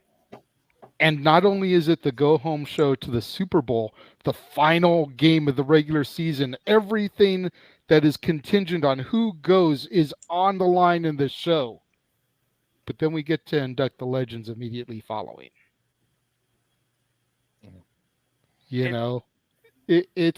It's big. That's why we're doing it the way we're doing as far as coverage. It's a weird setup to me, though, to have the Hall of Fame immediately following SmackDown. That means clearly it's in the same building. And what, you're going to slightly change the set or freaking just change the LED? Like, how are you going to handle the Hall of Fame is what I'm wondering. It almost makes me wonder, though, what's more important that night? Is it the SmackDown or is it the Hall of Fame? Truth be told, like you said, if I was out there, if I knew that the Supercard of Honor pay-per-view was only going to run through the SmackDown, yeah, choose the Supercard of Honor pay-per-view, then I would storm over and literally just, change blazer and go to the Hall of Fame. Because I think, personally, the Hall of Fame is more important than the SmackDown going to WrestleMania. Because Big G, James, guys, let's be honest, WWE go-homes lately, especially on SmackDown, they don't give you everything you want across the entire 2 hours. It's usually the opening segment or the closing segment. And when it comes to SmackDown, one or two things, the most important thing right now going to WrestleMania, and one of them is named Roman Reigns. So once you do Roman Reigns, what? What am I supposed to care about on SmackDown after that? Charlotte versus insert name here, because you literally think you're going to give me a name that could beat Charlotte Flair at WrestleMania for the SmackDown Women's Championship. In the immortal words of the late, great Mean Gene Okerlund, give me a break. I mean, when I went to Toronto 2019, Saturday I went to the Summer Card of Honor, and then, no, that was Friday, botch. Friday, I went to the Summer Card Bar. It was a crazy weekend. I got 30,000 steps in. Saturday night, I went to see NXT TakeOver Toronto 2. And then the freaking Sunday night, I went to see SummerSlam. So it was just, show, but it was a single show a day. Here you have a scenario where you have 250 different shows. We're talking about 2 of them under the same day on the biggest wrestling weekend of the year. I have yet to experience that biggest wrestling week of the year. Will I do that in 2024? Only time will daggum tell. Yes, thank you. So for me, I look at this. If Supercard is only during the SmackDown, I'm going to Supercard. Because I do think the most important thing out of that weekend before WrestleMania should be, as a fan, the Hall of Fame. Because if it wasn't for those that are being put into the Hall of Fame, why this person not here or not versus why this person's going in or not, you can't argue that the ones going in the Hall of Fame are the reason why we're here in the first place. As fans of either the people that follow them or as fans of them for what they did and still follow the business they did it in. So that's just my fair take. I mean, I feel like we all can point out a scenario, though, where we had to make a choice between doing this versus this. And it's one of those things where it's like, which one felt more important to me? And because of the one I didn't go to, do I have necessarily any regrets? And maybe there are those scenarios sometimes from a concert, live spectacle, entertainment showcase standpoint, we're like, damn it, why didn't we do this? I guess I still have fun in this. But, you can't look back on the past, and a missed opportunity just means that next time it's going to be more important. That's my fair take. So That's fair. I mean, as far as how they'll set it up, I feel like they'll get rid of the SmackDown apron, put a standard black apron around. throw a podium in the ring for the person to stand at and talk. Right.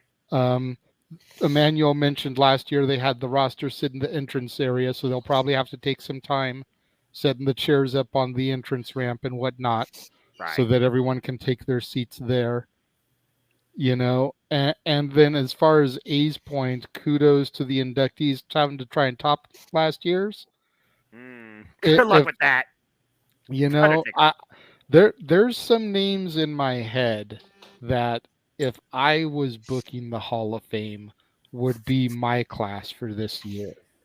And just the 4 or 5 that I have as possibilities, not saying they'd all even get in the same class, but the 4 or 5 that I have in my head, I feel would easily, with the exception of The Undertaker, because no one's going to top that, let's be real. No, period. Wouldn't be Can't top an Undertaker, ever. I feel like the rest of them would easily outclass last year's. Okay. Stat Boy, you had your hand up for a moment, sir. What's on your mind? I was going to ask, do you feel that the quality of the show of the Hall of Fame has kind of gone down? Because before Undertaker's induction moment, of course, is Flair inducting Piper with all the stories, the knife in the knife in Kansas City incident, the riot in Puerto Rico, the flying halfway across the country, a full-scale riot in the Miami airport, 3:00 in the morning, being bent over the hood of a car in handcuffs. Nothing has topped that humor factor, the stories, well, let me tell you about this guy and what we did. Has it declined a little bit, you think? JJ, why don't you give your rebuttal first here? I would say definitely, and a lot of that has to do with the man who resigned last year, Vince McMahon, telling people to try to go certain time limits on their speeches. Yeah. That has had a huge hindrance in the humor factor, as you put it, Mikey, of the Hall of Fame ceremonies. And then the other thing that I feel that has seriously brought it down, I want to say it's been ever since, I think WrestleMania 24 was the first one where it was in an arena and outside of like the little amphitheaters that they were doing. Yeah. Ever since then, I've noticed a decline, not in the entire audience, but in a majority of the audience and the fans in attendance. A lot of people started coming to the Hall of Fame like they're going to your standard wrestling show. Right. And, I feel like there should be a dress code at the Hall of Fame where you don't just come in with your t-shirt, your ripped jeans, your shorts, your flannels, your hoodies, your signs. You come in looking like Noah Foster coming in to do a freaking watch along on an internet YouTube channel. Shirt, tie, blazer. We're here to pay some fucking respect to these legends. Damn right. Come looking like it. Come looking like you're going to a job interview for a major company. Not like you're going to go to the strip club and kick it with your homies. Yeah. Damn. He's right. He's not. He's not out of line. And he's also not wrong. Big G, I feel like you can also give a rebuttal to that too. I mean, I feel he also has a point. Before they went to like arenas and stuff like that, when it was in like the amphitheater gala, it felt like a more exclusive night of presentation and importance. Why maybe nowadays it's more respected by the home audience than the actual people in attendance, besides the people that work in the company. Well, what's your thoughts on the presentation of the Hall of Fame, especially with being SmackDown? So the reason why they're doing it after SmackDown, you got to realize now we have 2 nights of WrestleMania. Right. So go back to WrestleMania 29. They were still doing it in the different arenas or amphitheaters, whatever you want to call it.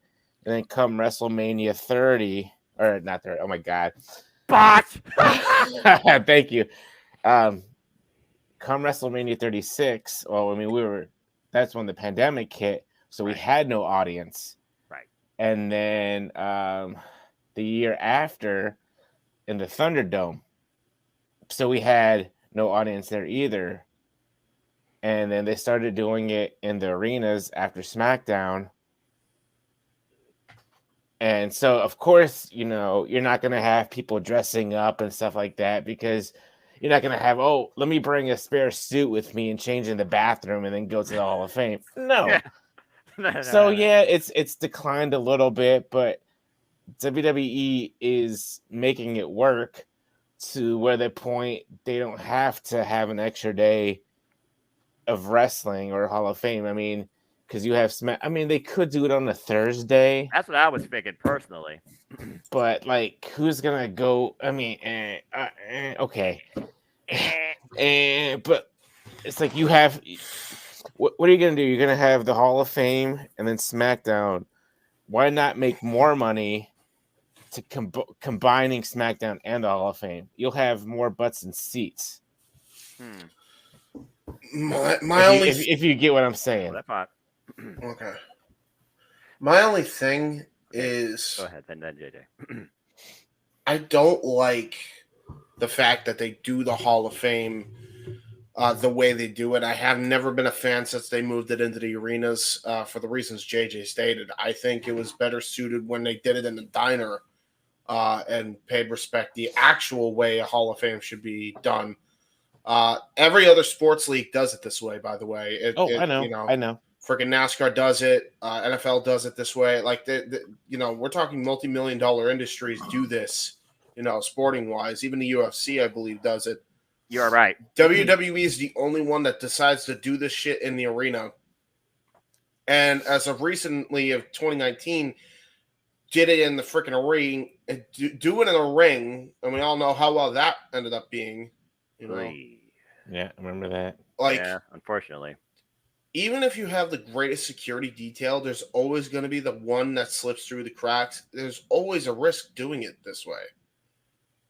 I don't understand, and I do not get why they even do this other than for tickets. They already make enough money hand over fist. Do they really need the fucking money? Do they really? Nope.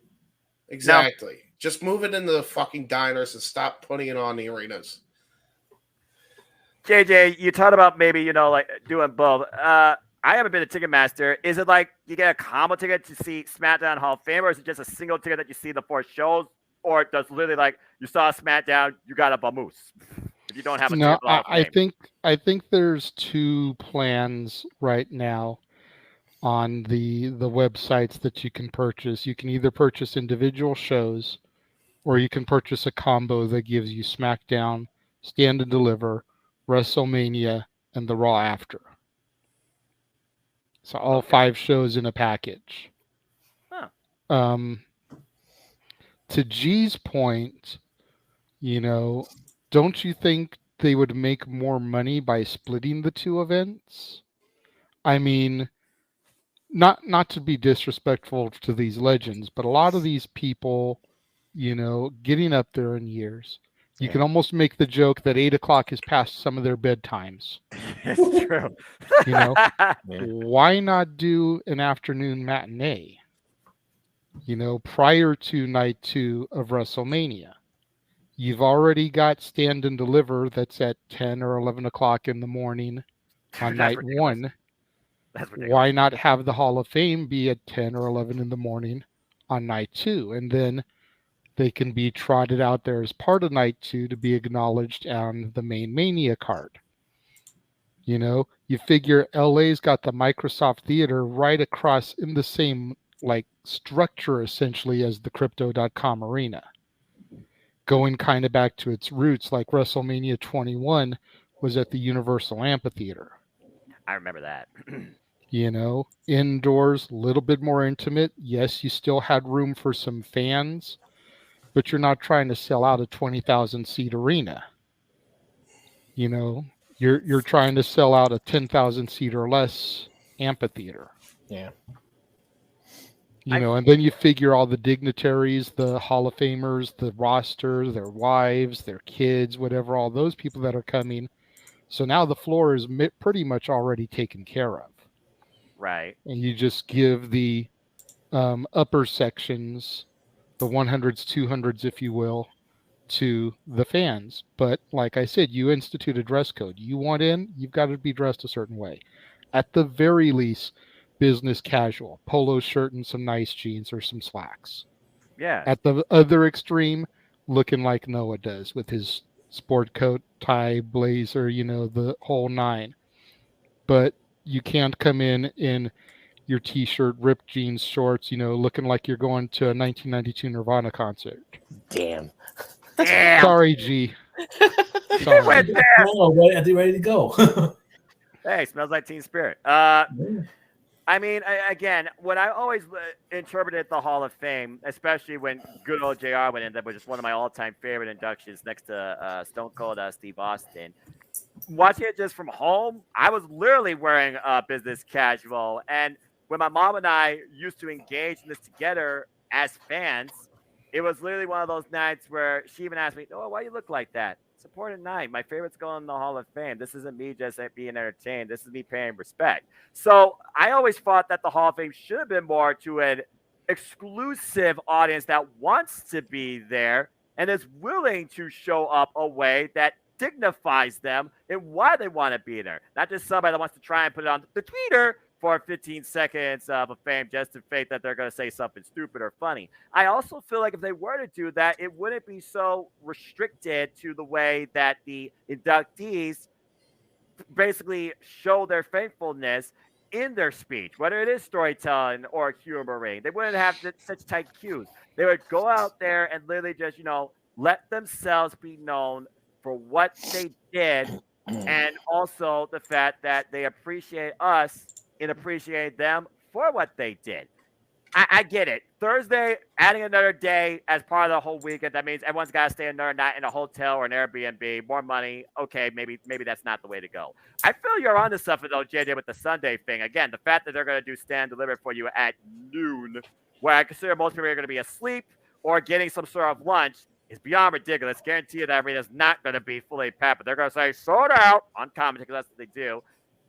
To go into night 2 of WrestleMania, a few hours before, just giving tribute to those greats, I feel that the Hall of Fame would be perfect in its own little exclusive way at a more limited attended gala for the public a few hours before WrestleMania 2. I would do it like that because, again, I don't think people personally, and let's also put it out there, folks, Hall of Fame after SmackDown, these people are going to be stuck in their seats for 2 to 2.5 hours watching SmackDown that they're probably going to be half interested in based on who they're showcasing and what the go-home angle is. All right? Let's just put it out there. Go-homes in WWE are never strong top to bottom. They never have been, especially the last few years. Yeah. But the Hall of Fame is more important, I feel, than the go-home to SmackDown as a whole and should be treated as such. JJ, your thought. And running back to what the original topic of this was about the Ring of Honor show or the Hall of Fame in general, it's like if I 100%, if I only had the money to buy a ticket for one show that weekend, I want to go to Stand and Deliver. Again, that's your company. That's your NXT. I get that. I mean, and as far as, the original 2, if we were to just choose, let's leave the Hall of Fame out of this because right now I really think that Supercard of Honor is not going to open up the Hall of Fame. If I had to choose which one to go to live between the Supercard of Honor and the SmackDown, let's just put that in perspective. Just Ring those of two Honor. shows. Out of those two, I'm going to Ring of Honor. Ring of Honor. Just those 2 shows. Not even thinking about the Hall of Fame.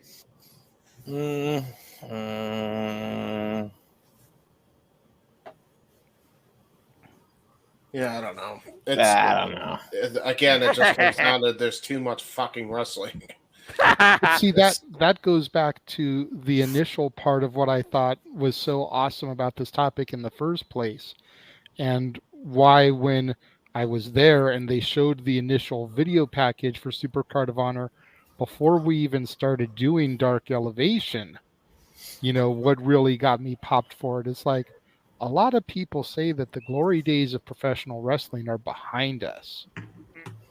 With an announcement like this, I call bullshit. Completely agree. Because to think like that tweet from SoCal Uncensored said, and that's the internet website SoCal Uncensored, not Christopher Daniels, Frankie Kazarian, and Scorpio Sky. Right.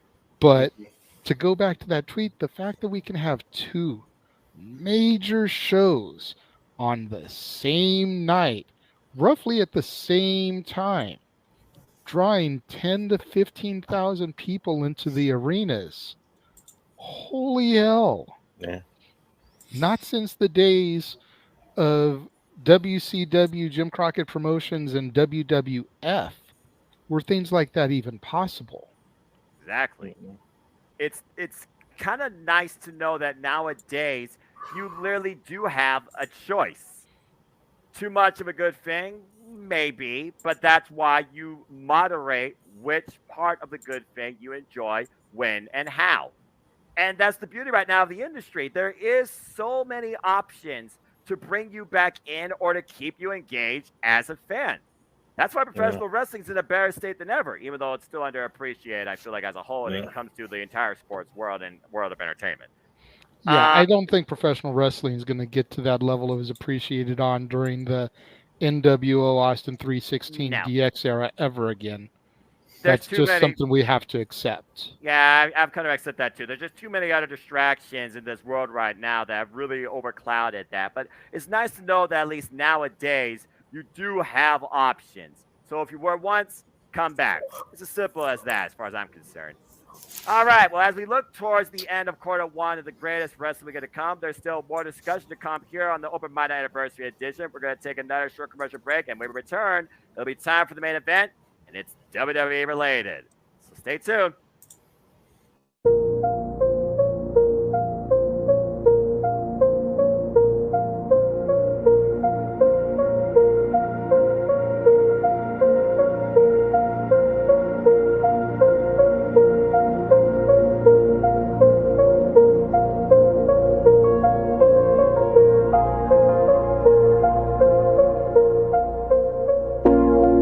It's out of my hands, but I'm still in control. It's out of my hands. You can never take away the power of my soul.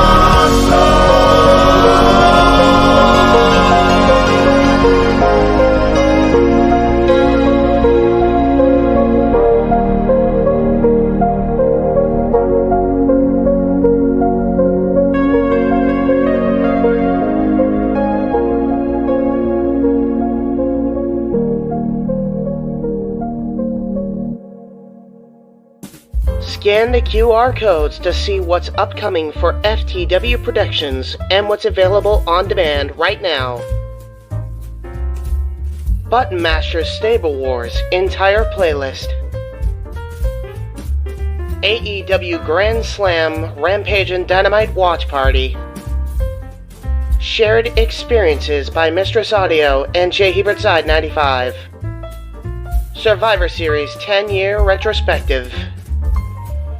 The J. Hebert Side of Things, Episode 3. Star Wars Jedi Fallen Order Let's Play Series. Watch-alongs for Halloween Havoc 97 and Fully Loaded 2000. all of A Simple Man's Brand's Simply Predicting panels. Both episodes of The Don DeMarco Show, AEW Spark, WWE Aftershock, and Retro Wrestling Review series.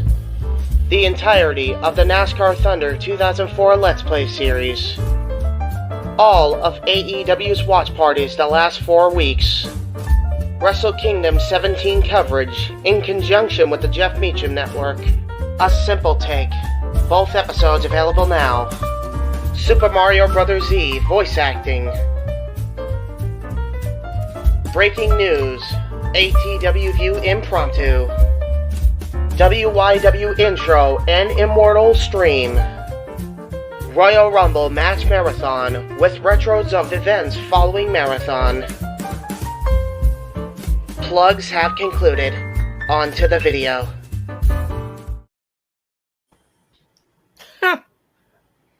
First off, I'm just going to say this. James, affirmative.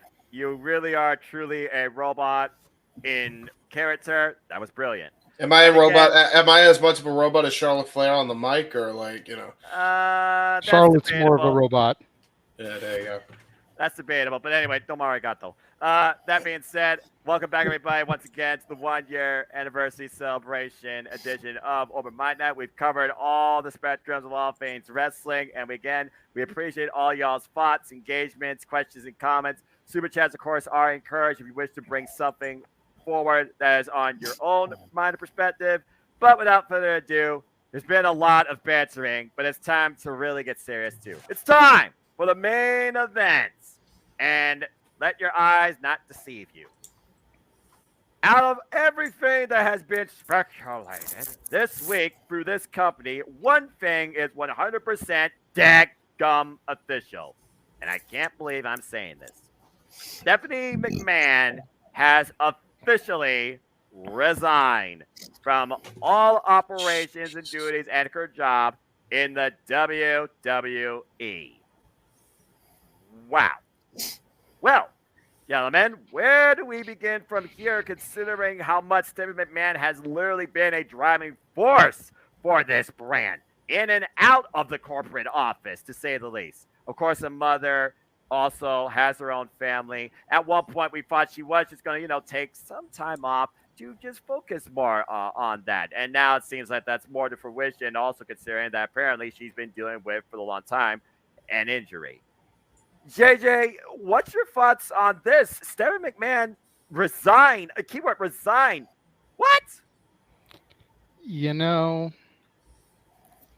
To quote Harvey Dent, I'm a man of two minds about the topic.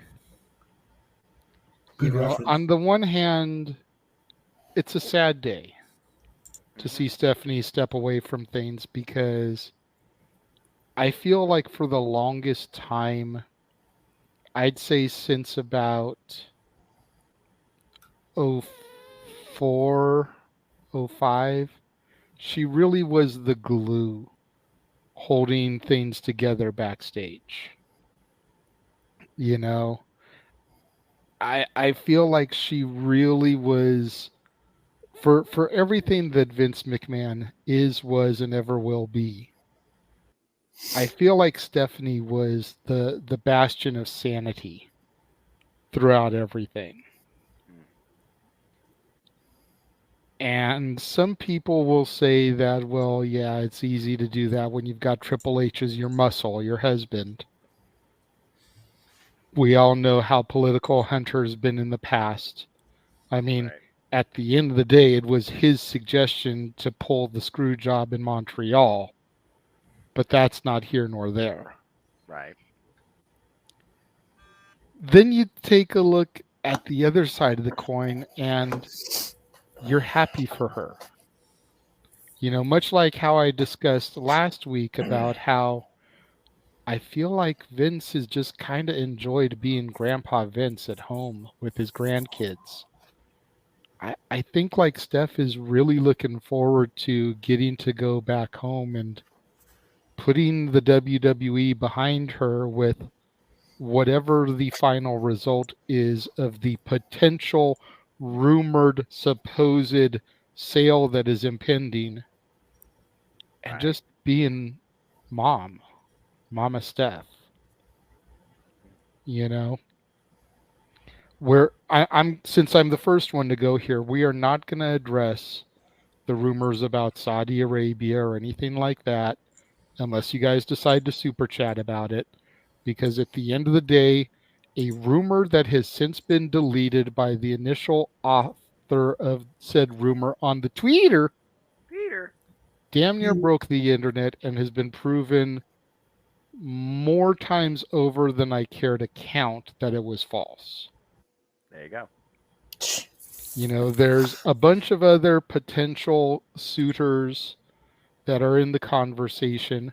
Supposedly, allegedly, reportedly, Nick Khan had meetings with ESPN and Disney recently over potential deals, seeing where they were, what their offer was, et cetera, et cetera.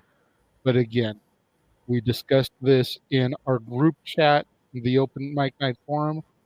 Until a press release is issued by World Wrestling Entertainment, Damn it. we're not going to address those because we want to try to be the outlet that just brings you more fact than bullshit. We'll leave the bullshit for the Meltzers and the Alvarezes of the world. Simple as that. But Anyway. I mean, it was a double-edged sword, really, hearing the news. Like I said a moment ago before I went off on my little tangent there. It's sad because what's going to happen within the backstage roles now that there really isn't a McMahon in the company anymore. Yes, Vince is there, but he's only there still, to the best of our knowledge, to facilitate a negotiation, deal, potential sale of the company. He's not there to get involved in day-to-day. He's not there to get involved in creative. Per the Pro Wrestling Insider, there was a meeting recently where Triple H thanked the talents for all they do and has told them that Vince McMahon's involvement is just to spearhead the search to see if and who WWE will sell to. And he also reiterated that none of this will see any effect on current creative. Again, take that for what it is. I don't think that whoever wrote that for the PW Insider was actually backstage at the meeting, so take it with a grain of salt, but everything we have been led to believe says that Vince is just there to make a deal. So as long as Hunter is able to keep the ship going down the course that he's been allowed to do since Vince stepped away, whatever it was, June, July of last year. Yeah, something like that. I think we're going to be fine. But it is interesting to look and see that as far as day-to-day creative, etc., there is no McMahon right now involved in the WWE hierarchy, with the exception to Paul Levesque, a McMahon by marriage. Right. Keyword McMahon by marriage. A Big G, we know Stephanie McMahon since literally the 1990s when she was just, the little girl, damsel in distress, the Stone Cold Steve Austin debacle of Vince McMahon. And then, of course, she went on 1999, turned against her father, Wise, and went along with Triple H. She once was the general manager of SmackDown, and Cena got up close and personal with that. And then, of course, she's played an on-screen character, women's champion, women's influencer in and out of the WWE, in the local community, guiding a portion of our Black and Gold NXT to a degree, that women's division, and what she brought forward and called the women's evolution, bringing up the likes of Sasha Banks, Charlotte Flair, and Becky Lynch to the main roster to try and surpass what became the Divas era and try to make women's wrestling a bit more realistic. She's done it all in and out of the ring, character, professional standpoint, but she's also been chief brand officer. She has been a focal point for marketing. To see her now leave all of that behind and focus strictly on just family, it's almost one of those things I think in the industry that may be a goal for a worker, just to finally be able to step away and start a family. She started a family, but now she can truly dedicate herself more to being part of that. And I feel in a way we should be grateful that she's able to do that. But what's your thoughts seeing that Stephanie McMahon is officially done with WWE. Oh man! All I right, remember that too, Darren. I'm not going to Jesus, take Kate. too much time here. I said my piece of this on Tuesday on Aaron's channel. Right. So if you guys want to check my side on it, go check that out. I'm gonna let James and Statboy That's why I do their saved them opinion for last. because I don't want to say something that I didn't say. I don't want to like, you know what I mean. I don't want to. I said something. I said my piece on Tuesday. Yeah, right. You don't want to sound redundant. I get redundant. Yes. Watch. That was on purpose, actually. Rewind. Anyway, go ahead, Big G. Short, sweet, and simple. Yeah, I mean, good for. I mean, it sucks that Stephanie retired, or not retired, resigned. But like I said on Tuesday, I feel like it was mainly just to get away from the business and focus on her family. All right. Simple Well, as there that. you go. Short and swimple. Swimple? Swimple. That definitely was a botch, wasn't it? I am way past my bedtime right now, so. What is botch? It's a botch counter. Oh, good Lord Almighty. Well, as he fixes the botch counter, Statboy, what's your thoughts? How does Stephanie McMahon now resigning from WWE really, I feel like, change the ecosystem from a entrepreneur business standpoint? There we go. I mean, clearly this has to affect things, I imagine, internally. But as far as Stephanie McMahon resigning goes, I mean, again, what's your takeaways? And at the end of the day, if you have any moments that you can say that you faced that before, go for it. Your thoughts. Well, I mean, I was surprised on the whole thing. Done with Sports Bar, Dory and I talked it over. We looked at the letters, we looked at the statements, and Steph wrote that as her goodbye. But you know, you never say goodbye in wrestling because we'll see Stephanie again at some point. She will pop up somewhere, be it at a Hall of Fame, or when they put her in the Hall of Fame herself, or you know, whenever you think of women running companies. Okay, she ran the company. Not too many people or not too many women do that. Especially in business. Exactly. Yeah. I mean, she was up there at the top. And I want to be wrong in saying that Vince had a problem with that. Because when I initially read Vince's response to Stephanie's resignation, there was a small part of me that said, okay, this is bull. You don't want to acknowledge your daughter as what she's done. You want to take full control of your baby back. This is like you're the dad. It's like you're the dad, and WWE is your child, and you two are in court over who gets custody of WWE. Oh God. Yeah, you know, I immediately said. I mean, I read the first line and I said, bullshit. He wants his company back. Well, he got his company back. Now, if a sale comes through, and are we then going to get another press release saying, well, we've been sold and Vince has stepped down again? Well, that'd be the biggest cowardice move ever in the world of business. And I've said many times, I hate business.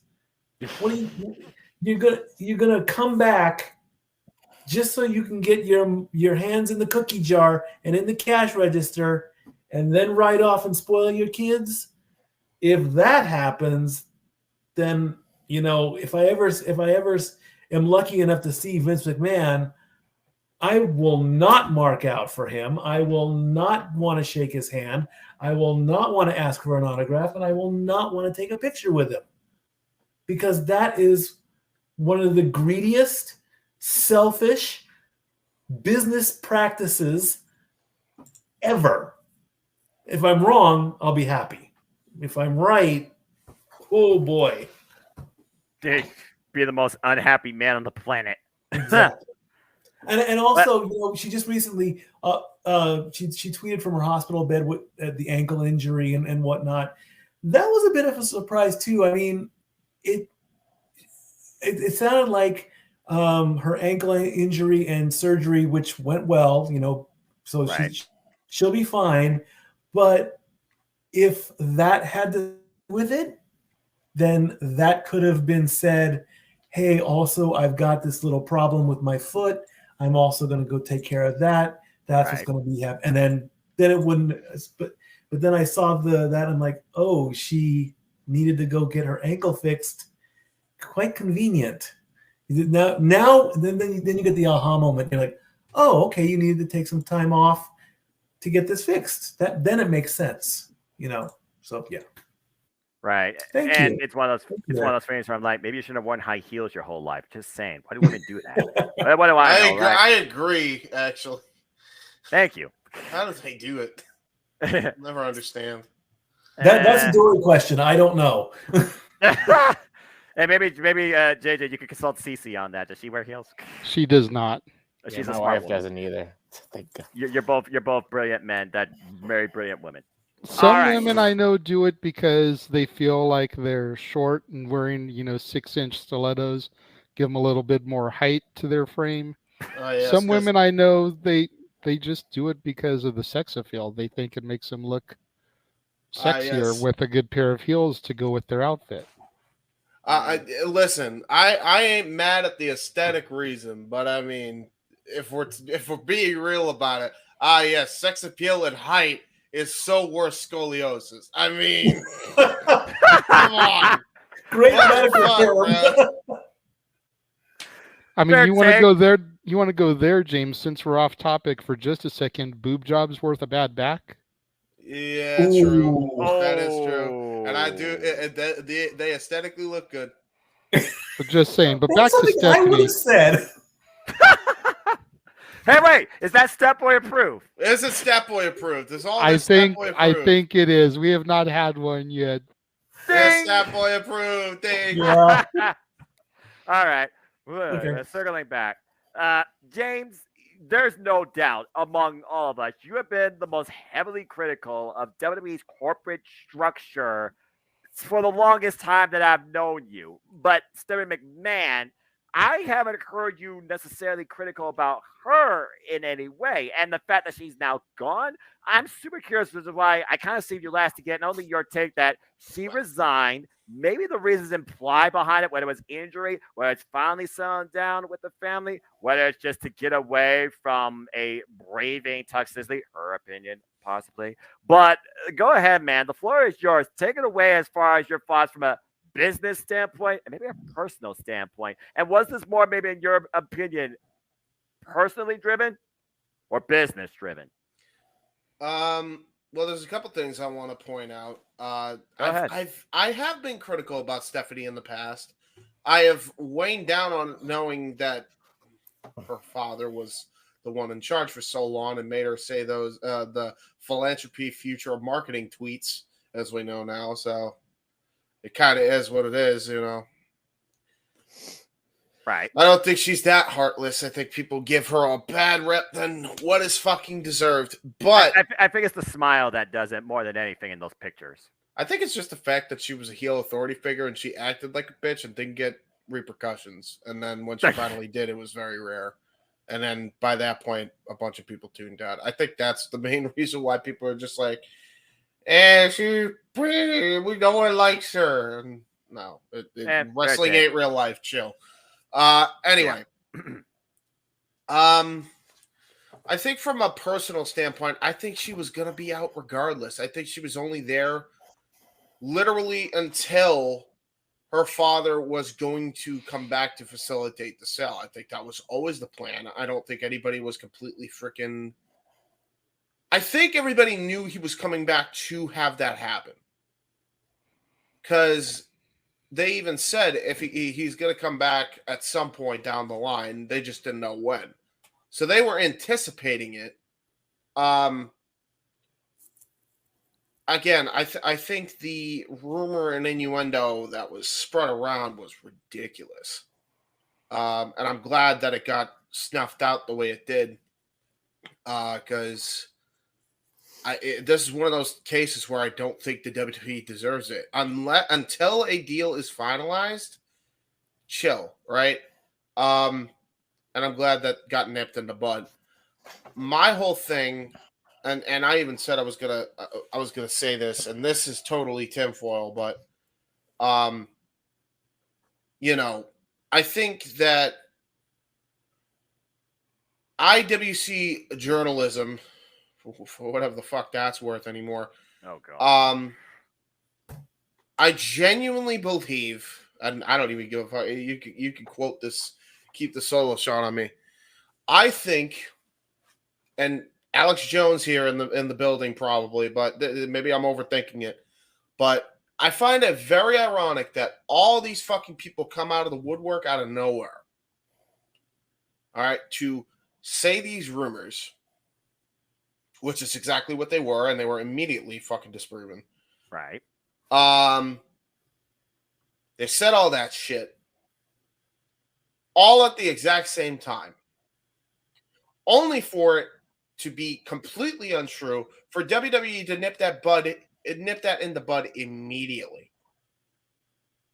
And you're telling me that was not a coordinated effort to, because I'll tell you right now, it's either they wanted to make the WWE look bad and they were completely incompetent in the research, or they were worried about the possibility, so they wanted to nip that in the bud before it even got started as a business deal.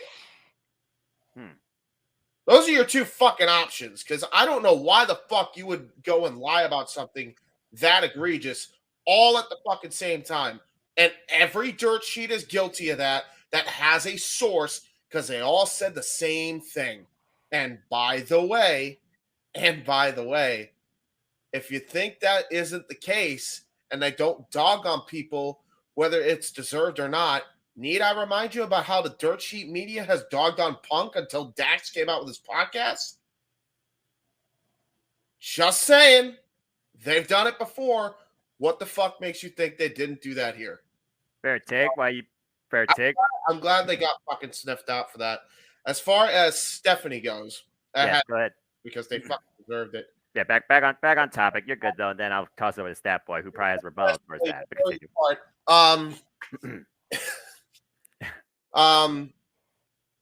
As far as like Stephanie and just everything, I didn't even know she had an ankle injury. That's the whole. No one did. I had no idea, because like you wouldn't have never guessed the entire time. How did that even happen? That looked like a gruesome injury as it was. But yeah, I mean, I think she was done immediately. She wanted to be done anyway. She only came back because of everything that was going on. And then when he came back, he was coming back to just sell the company, and it looks like that's how it's going to be. I think a lot of people forget as well, and this is just legal findings. You can find this out yourself. Vince cannot legally even go into the company and take back as full chairman, even if you wanted to.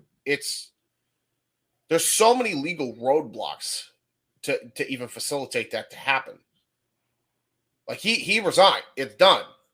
Like they already made provisions where he can't even come in.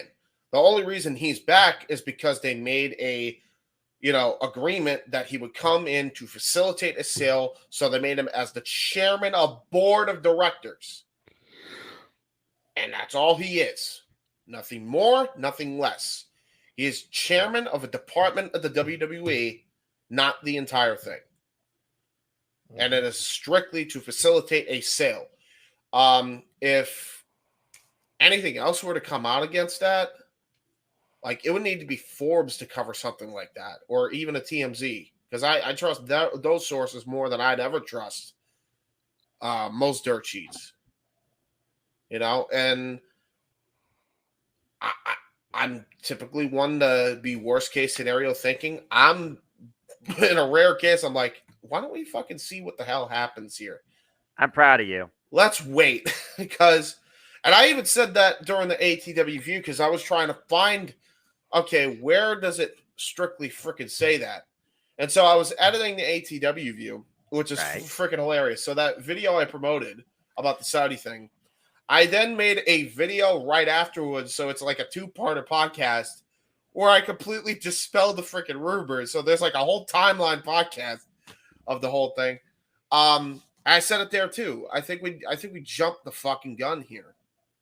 I think there was a lot of panic. I think there was a lot of worry. And by the way, reasonably so. Even to the dickheads that spread the rumor around in the fucking first place. I ain't even gonna stunt. There is reason to worry. I'll give you that. However, there's no concrete evidence to support that fucking worry right now. Why give the worry at all? It's classic fear-mongering 101. Stop it. Stop it. I go back to what I said, last year. Nobody wants to deal with the shit of their professional wrestling. We already deal with this in the fucking news media. I don't want to fucking be fear-mongered in my wrestling media too. Fuck off. I don't like it. Stop it. Stop doing that to my people. Stop it. You stop it. Stop it. Get some help. Stop it. Someone's like the Britney Spears meme. Leave it alone. Anyway. Leave wrestling alone. Oh God. Don't remake that in 2023.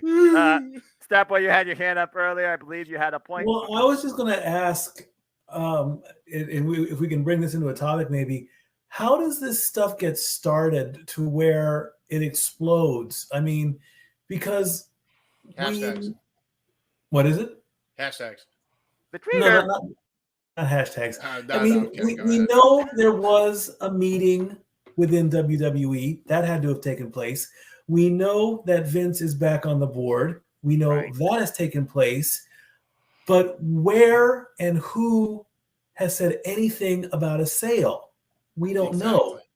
So then the question is, and if there is something about a sale, wouldn't the group be tight-lipped and say, okay, keep this knowledge to yourself, but then somebody doesn't listen or somebody doesn't realize who they're talking to and they let it slip and then it explodes? Is that how it goes?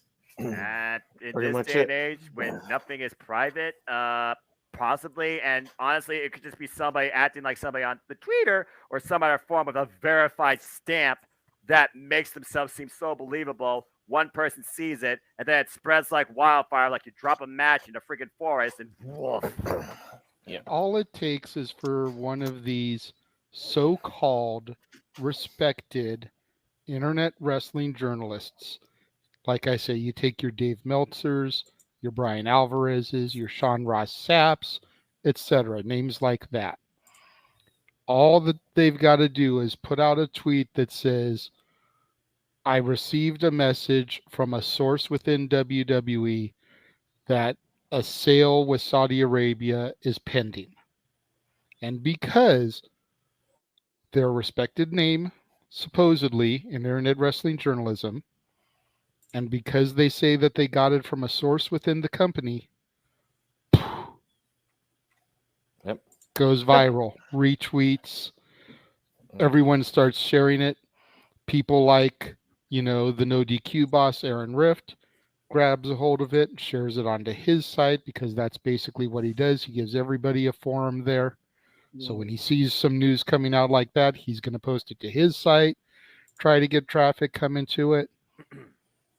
And it just blows up from there. Then you've got, literally 50 people doing live streams while Jeff's trying to do Talk Wrestling on Tuesday at his normal time. Bam. So there goes his core audience.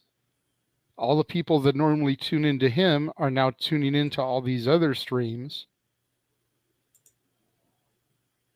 It's the proverbial domino effect. You just topple that first one and everything else just falls in line. Acknowledge it like it's the business. And then a couple days later, everything gets disproven. Now everyone's got to retract. Exactly. Which is why I want us to try to stay away from that type of stuff. It's one thing for us to pick up, a rumor about, so-and-so may be coming back soon. So and so's interested in coming at the Rumble, something like that. That's It's a talk different. point. It's a talk point. That's a talk point. Something like this that literally affects hundreds of thousands, if not millions of people. Mm-hmm. You want to stay away from until you have concrete, factual evidence. Damn right. Let's think about this for a second. Okay. If Saudi Arabia had bought it, okay, that could be why Stephanie stepped down, because we all know how the Saudis feel about women in positions of power. Mm-hmm. One, okay, there goes your entire women's division. Yep. Emmanuel says to say goodbye to Charlotte the Golden Girl makes zero sense. To give an entire division that kills Judgment Day, Ronda, invest all that time. The only good thing, in my opinion, would be that Charlotte doesn't get to tie or beat her dad's record, but I digress. That's just me being a Charlotte hater. But you lose your entire women's division. Yep. How many people right there is that out of a job? Let's see. Too many. Yeah. How many people said they were going to walk out? Yeah. Quote unquote. Think about guys like Sami Zayn, who won't even go over there when they do Crown Jewel.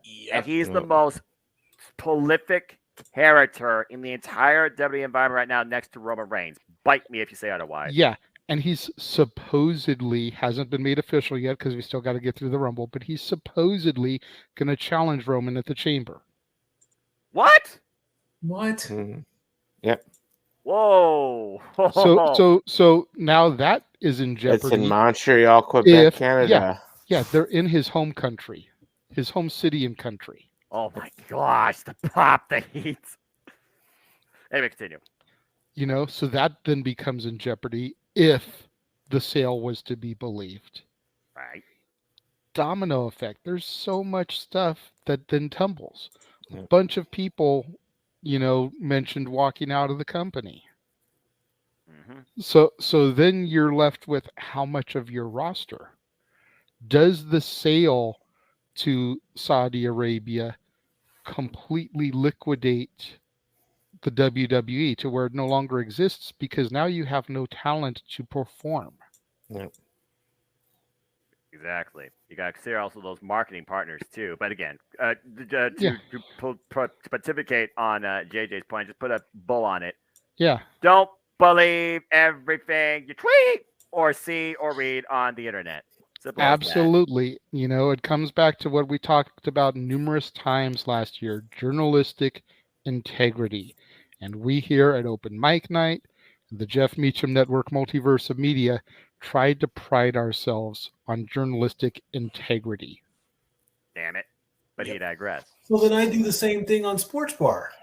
Yes. More or less. Yeah, the stuff that you bring up that is newsworthy topics are in fact news. You have ESPN.com, ABC, Fox, whoever as your sources. It's not Joe Blow from Kokomo whose girlfriend fucked the quarterback of the team that's playing, and this is where you're getting your information from.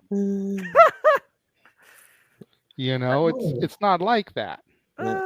It's not like Eighth Rothstein, who knew, if the quarterback's girlfriend was pregnant, or if the running back had a secret injury, or if, somebody was having home issues. Oh, Lord. None of that stuff matters at the end of the day. Unless you're on the Maury Show or Jerry Springer. Yeah, which we're not. Thank Christ. We're the furthest thing from that. We're closer to TMZ than any of that. I'll take that. But it's going back to the Stephanie thing. Yeah, but I'll say, let's think about that again. The person versus the business woman. As far as this injury goes, kayfabe-wise, the only reason I was aware of, her arm was probably never the same again after Ronda Rousey ripped it out its socket, allegedly. And whose would be after that? Yeah, nobody, to be fair, let alone twice. Ronda took it twice. Although I think G would like to have Shayna Baszler rip his arm out like that. Oh, Look at him. hell Look at yeah. him. He's already starting to Yeah. smile. As soon as You know- I said her name, he was like, "Yes, baby." My wife's asleep right now, so yeah, hell yeah. Oh, is she your one pass? She might watch this. Shut the hell up. Shayna can rip my arm out, and Britt can give me her submission. Okay, so Big G needs to reach out to Shayna Baszler, try to get on her I didn't know that Big G was happy to. Not only is he happy to be here, he's happy to be here with BDSM gear on. Jesus Christ! Okay, Holy this is shit. just going off the rails. Jesus. Big G, I'm Kinky just up in here. I'm gonna say this right now. You probably are subscribed to our YouTube channel. I dare you to try and private message her about, hey, can I get a training video with you on armbar submission? And see what happens. Wait a minute. Wait a minute. I wonder how many people are sliding into Mandy Rose's DMs trying to get a video like that. But I digress. Down. Good night, everybody. Well, that woke me up. You're welcome. What the fuck? Dude, the way you said it as Big G just sounded so creepy, dude. Like, no. I mean, he was just honestly asking that question. I mean, I met Shayna Baszler. She's a pretty approachable person. And I talked to her I don't think about when it comes to submission stuff like that. Well, I mean, you know, you go to a SummerSlam meet and greet, and you talk to Shayna Baszler after she faced Mia Yim for the SC Women's Championship. You talk to Adam Coates about the cage match, Johnny Gargano, and you're like, neither of you leave Black and Gold NXT. Shayna, again, that was a hell of a match with Mia Yim, but story for a different day. But yeah, as far as the person versus the profession, again, to separate those two things after how long you've been literally, it's almost like if you're in the WWE, that almost is your life. Even when you try and get away from it, that is your life. It's like you can't get away from it. We've been hearing rumor has it with these people that are going to be allegedly at the Royal Rumble. Okay, is that one up or you're coming back to the company? How many people right now is Triple H brought back into the WWE that were on the independents or outside scene, not just because of budget cuts, but just because of other reasons? How many people is Triple H still trying to bring into this company despite how deep this company is in JJ's NXT, not my NXT? So, but staying on point here as far as the person we're talking about here, Stephanie McMahon, to think about everything she has done for this brand, keyword brand, and at one point was the boss of the entire thing, truly the man. It's truly something to be respected, and if this is the way that she decides to go out simply to just finally relax at home as a mother, to see the growth in her family, wouldn't surprise me if one of her daughters goes to WWE business office or training. So, I mean, again, what you saying here? Any Shayna or Brick find out what they don't call it, did you? Damn it! You freaking idiot! Nice. I got it! Nice. Big G will definitely be happy to be there. I'll tell you that right now. Right in the comfy dentist chair of Dr. Britt Baker, This DMD. insurance is not going to cover that friggin' out-network thing unless he's on a premier plan that allows him to do that if he wants to pay it out of pocket. Listen, Big G. This is all I ask. You got if all that happens, then like if Rhonda's there, just call me. I'll rush down to Jacksonville.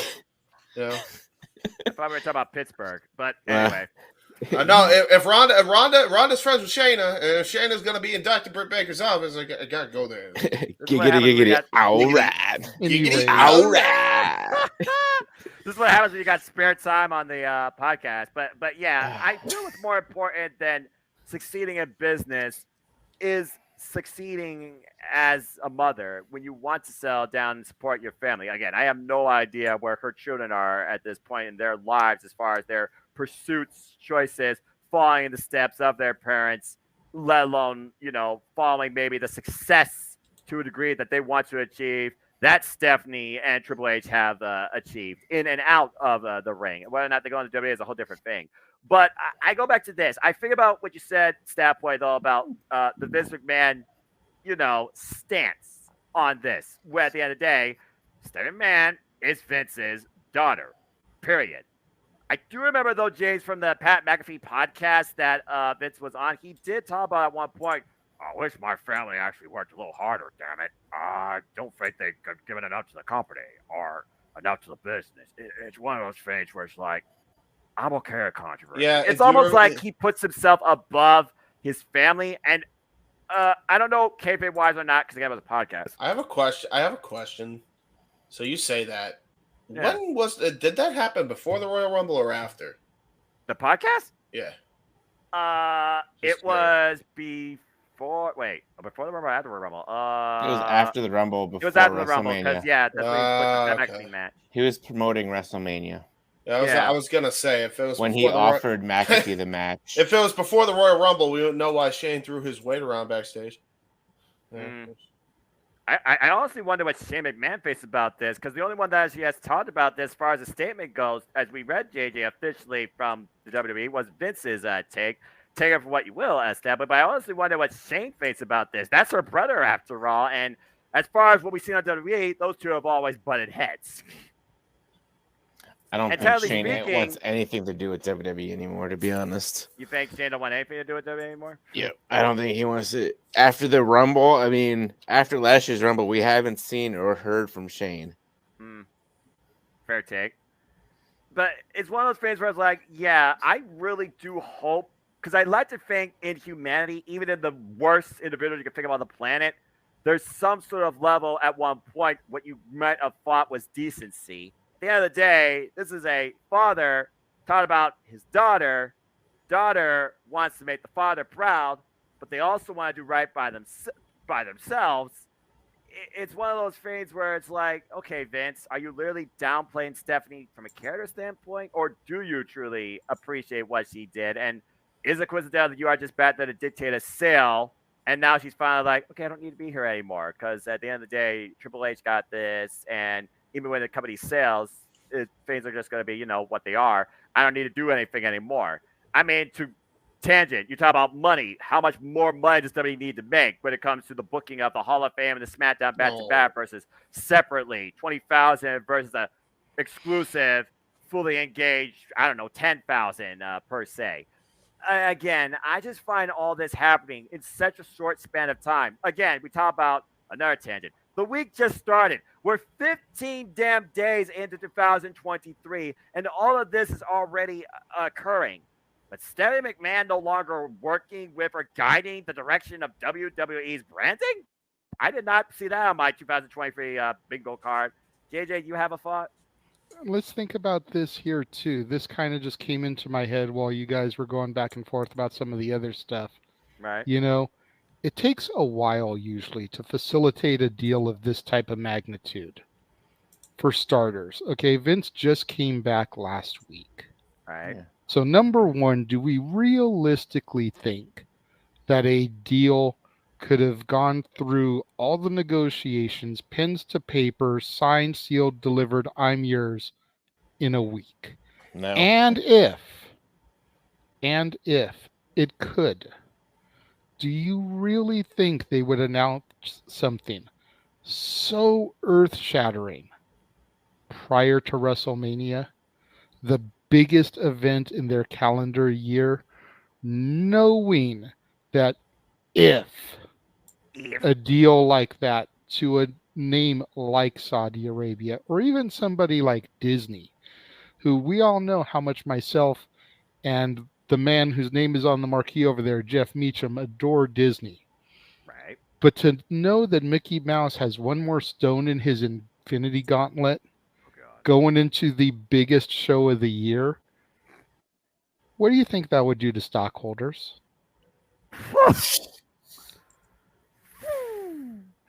Wait, let me put this in terms that anyone can understand. Karen Grimes. I don't think, even if a deal is to be reached and finalized, I don't think we hear it announced until the Tuesday after WrestleMania earliest. Yeah. And that's a stretch too, because keep in mind, these business deals take a fucking century to complete. That's why I said earliest, because you figure the Raw after Mania, while usually essentially January 1st for WWE's calendar, is usually so monumental, so huge, call-ups, returns, signings, none of that is going to get jeopardized. No. The Tuesday after Mania, soonest something earth-shattering like that would be announced.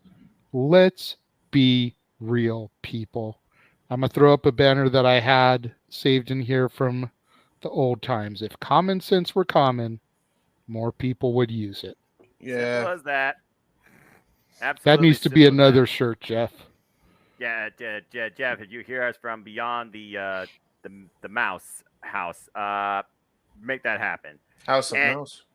Yeah, there you go. Hey, and Darren, I see your engagement there. Haha. But yeah, the bottom line though is this: if Stephanie truly has decided to focus on post WWE life and just live for herself and her family, thank you. Long overdue.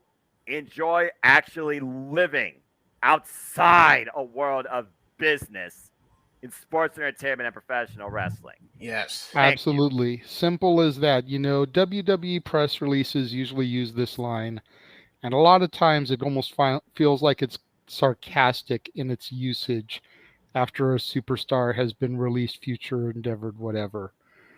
But from all of us here at the Jeff Meacham Network Multiverse of Media, Stephanie McMahon, we honestly wish you the best in your future endeavors and whatever comes your way in your life, career, be it motherhood, another business opportunity, etc., from this day forward. Yes, indeed. Yep. Yeet. And also get well soon. And if the ankle injury was caused by wearing heels, stop wearing them. Legit. Jesus. That's all I gotta say. I don't know anything about fashion apparel, but if you want to walk straight, I think it's easier to do it without a broken ankle. There you go. That's all I have to say about that. And I rest my case, Your Honor. That being said, folks, we're gonna take a short commercial break here, and then we're gonna go ahead and wrap this thing up. So we'll be back once again momentarily to bid you all adieu. Stay tuned.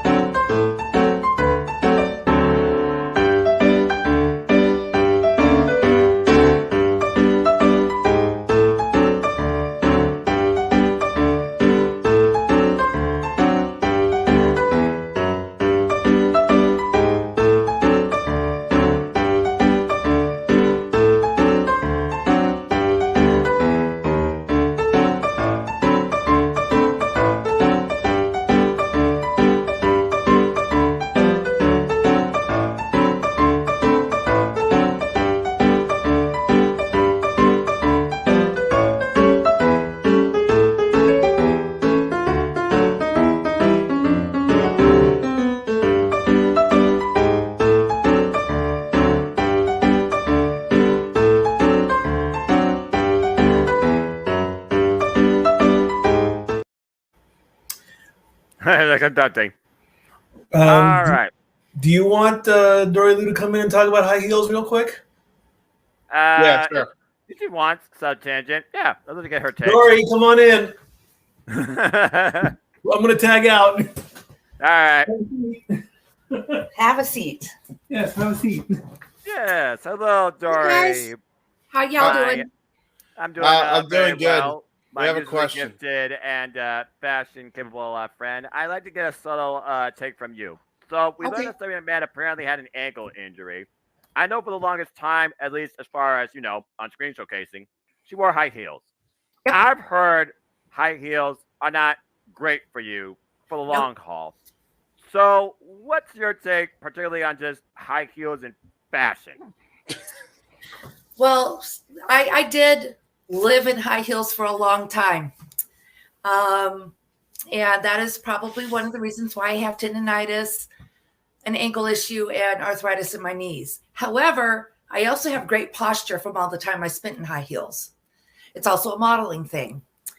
I know for me, when I was wearing my high heels and I did my hair and it gave me stature. With women, as a general rule, in the past being smaller than men in height, and I'm a big girl, but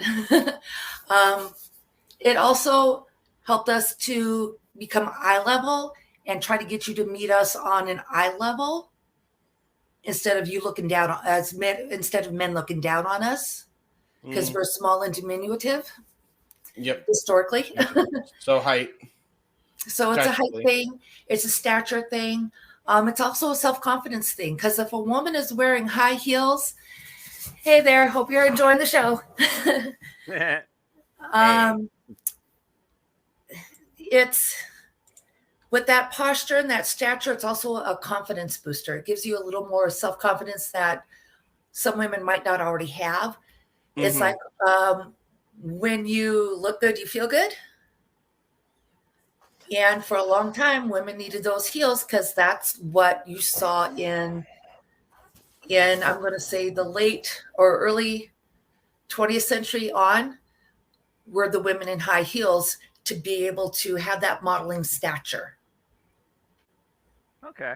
So it kind of made men look at us a little bit differently. However, did you know the first high heels were actually worn by men? And it was also for that reason, for the height to give them stature. Yep. Really? Yep. Sure did. And it was back in, I want to say, Elizabethan. I may be wrong with my era, but yeah, it was actually men who wore high heels first. Huh. Well, I'll be. Okay. All right. Well, there's your history lesson for the day. We appreciate it. Hey, if there's anything that we appreciate here on Open Mind Night, it's always a learning experience. And Dory Lou, I truly thank you. And I hope that the chat can also appreciate that knowledge too. I think they would love to get more of your takes on our things as well going forward. So don't ever be a stranger here.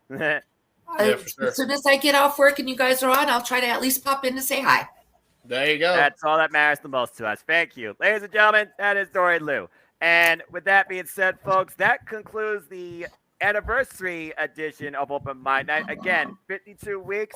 We just started as far as I'm concerned. So they're going to continue from here too. I was humbled to be your host tonight too. Whether this happens again at corporate office choice, popular choice, chat choice, panel choice, we'll see. Again, Big G may say it, but I truly mean it. I truly am just happy to be here and appreciate all of you on this crazy ride too. So before we conclude and bid y'all a fine adieu, let's go ahead, plug and promote some fun, wholesome content and engagement to further the outreach for all of us too.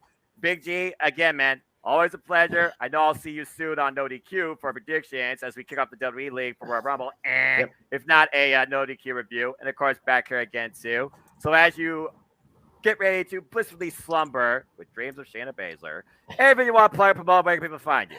Yep. All right. So if JJ wants to throw it up real quick, the first thing. Which one do you want me to throw up first? The plugs. Where they can find you, or the Fan Fest? Where they can find me. Yep. So they're at Big Baller G 1988 on TikTok, NoDQ.com/Big Baller G on Twitter, and NoDQ_Big Baller G 1988 on Instagram. And then coming up less than a month away, Baltimore Celeb Fest 6 I can't wait. We have a bunch of great talent. We have your ROH 6-man tag champs coming. There's going to be other vendors there with other great talent. The Nature Boy Ric Flair is going to be there. Trish Stratus is going to be there. Christian's going to be there. So much talent's going to be there. It's awesome going to these conventions and being on the other side of the Fan Fest and bringing this in for the fans. Great stuff, man. Have a great time. And Ashley Really will. Dubois, incredible talent. Seeing her work on NWA and AEW Dark. Stat Boy, you brought the numbers tonight. I know you're going to keep bringing them. I know you can't wait to definitely bring all the statistics possible for the Royal Rumble. But we still have a lot of time till then. And I know also you have a lot ahead too. So where can people connect and find you? You can find myself and Dory Lou on Stat Boy Sports Bar every Tuesday, 7 p.m. Eastern, 4 p.m. Pacific, where we talk sports, and more sports. The wild card weekend has just started. We had 2 games today. There are 3 games tomorrow, then another game on Monday. Then we're back in there on Tuesday to give you all the stats and what's happening in as football season 2022-23 winds down. There's our Twitter handles at LBStatKid1977 and at Hathaway Lou. Also, we're continuing with our Fantasy Hockey League. Fantasy Baseball is going to be announced mid-February with the season starting late March, early April. And again, like the Simple Man said, I'll be doing my homework. I'll be making sure I have all the stats lined up for the Royal Rumble. Let's go. Real quick, also shout out Jacksonville Jaguars who won 31-30. Let's go. Yep. Come on, Tony Khan. Like, get your team a WWE championship. God damn it, for the memes, for the culture. Dude, what will happen if the Jaguars can get that championship? Like, do you think he'll bring it out on Dynamite and throw it away? Bro, oh my God. Oh. No, I could just imagine Tony Khan at like a house show like Dark segment. He comes out with a replica AEW title, does the Jericho it's from like 2001. I just viewed it. Does the fucking twirl. I got both bitches. Oh my God. I hope to see that live. It's a long shot. It might be, but a boy can dream. A memer can dream, goddammit. Hey, this man's a dreamer. This man's a visionary. This man is extremely capable and creative. Don't doubt him and don't doubt his mind. And again, James, always a pleasure. I know we collab a lot, do a lot of great stuff too. I know we ran some of your trailers, but is there anything else that you want to promote? And where can people find you? As far as recent stuff that you can check me out on, a couple things. Number one, at some point, Indy Force comes back. Don't know when. We're still in the working process of that.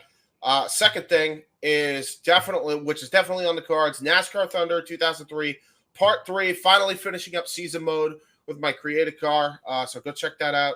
I think 2004, best fucking game NASCAR has ever done. If you haven't played it, we're missing out because that game is loads of fun if you like racing titles. So go check that out if you want to see me, fuck around, race, maybe cause some rivalries to happen, maybe crash some people. I caused and from last episode, I'll just give you a little brief synopsis. I accidentally caused a big one at Martinsville, the old Dominion track. And it was big because I was going faster than everybody else on the track, and I pushed somebody onto the pit wall, and they just smashed into the post. And then he turned around, got rear-ended by somebody else, and then just a crazy-ass pile-up proceeded from there. And then I also, in the same race, I somehow, without even meaning to, shoulder-checked Terry Labonte, and then Terry Labonte got shoulder-checked by somebody else, and he fucking skidded on his roof. And so it's just this great replay on there, where he's just going teeter-totter as he's skating. So what system is this onto his roof. So yeah, that's the type of fun you can expect on NASCAR Thunder 2004. There you go. If that type of chaos occurred more on NASCAR, they probably would have more viewers. There you go. Staff Boy, you wanted to say something? Did I take you by surprise? You just shocked Dory. I was gonna wave the black flag if that's the penalty flag. Hey, listen, there were accidents. It was accidents. I didn't mean it. I didn't mean it. You got in high and tight and you threw him into the wall, and that's an accident? Not in NASCAR country, sir. Hey, listen. It's EA Sports. It's EA Sports. They don't get the rules. It's in the game. The Bristol Dirt Track Race. We are? Yes, we are. Oh, there you go. We're going to Bristol, baby. It's Bristol. Oh, you lucky. I've always wanted to go to Food City, Jesus. Oh, come visit. We'll put visit. you up. Come to Tennessee. I could try if I had the money. That's what it all comes down to all the time, right? In anything. Yeah, exactly. Well, there we go. All right. Well, good stuff, man. And, of course, the Renegade, JJ Williams. JJ, I hope that you enjoyed the moderation of tonight's open mic night. I was happy to do this. I would, no problem, do this again for you anytime, sir. But again, always appreciate you. Appreciate your takes on movies, too. My mom does as well. But anything you want to promote, where can people find you? I've got quite a few things that I'm going to show for. I've got my own stuff, and I've got some of Jeff's stuff slid in here so that I can address it, too. Really quickly, Darren G. Meach is perfectly fine. He just had to work this evening. They gave him a really shitty shift. So he just couldn't be here tonight. And it looks like we got a $2 super chat from Emmanuel. Thank you very much, Emmanuel. Somebody quote what Jericho said to Steph. You talking about the dirty, disgusting, brutal, bottom-feeding trash bag hoe? You talking about that line? Or are we talking about let the boobies hit the floor? Are we talking about where she said, I'm going to get that gruesome beast and I'm going to get you too, Rhino? Right? Like, Jericho's had so many one-liners to Stephanie. It's like, which one are we referring to? But I just gave you a few. Hopefully one of those are the ones you were talking about. I'm just going to say this. I think there may have been a lot of underlying sexual tension. That's why they, I was just saying this. It was early 2000s, invasion. She was still a young prima donna. Working herself, just saying. Stat Boy. My favorite one, what Triple H said. She tried to take a shot at him saying that the game came up short, and he's like, well, even a 747 flying into the Grand Canyon is small. Oh my God! That's where. That's. I saw that comment earlier. Joke. Yeah, that's. I love that one. Got it. Damn. Good joke. That definitely is a good one. As far as where people can find me before I get into all my shills, go ahead. There you go, right there. Instagram, The Renegade JJ Williams. YouTube, Casa D18 Studios. Twitter, @ROWJJ Williams. Twitter. Make sure you go back into the archives from this week. Take a look at the episode of The Dads, Not Always on Wrestling, that went up this week, where me and Jeff discussed the top 10 voice actors of all time. We only had 2 similarities on our lists, so 18 different voice actors and actresses that we gave a little bit of love to. Make sure you check that out. Also go back in the archives this week, as it was a very busy week for Noah and James as they did watch-along commentary for all 4 of those shows. I think it's safe to say that New Year's Evil was the worst of the shows. Rampage was probably above that, and then it was probably pretty neck and neck between Dynamite and Hard to Kill, right, gentlemen? I mean, Noah, you did say that Dynamite was pay-per-view quality, and then James, you called Hard to Kill one of the best things you've ever seen top to bottom. So yeah, that's up there with Wrestle Kingdom 12, 14, and 17, Mania 17. Wrestle Kingdom 14, 17, Hard to Kill, Mania 17, Mania 19 from top to bottom. So that's like my top 5. Pretty stellar commentary happened this week.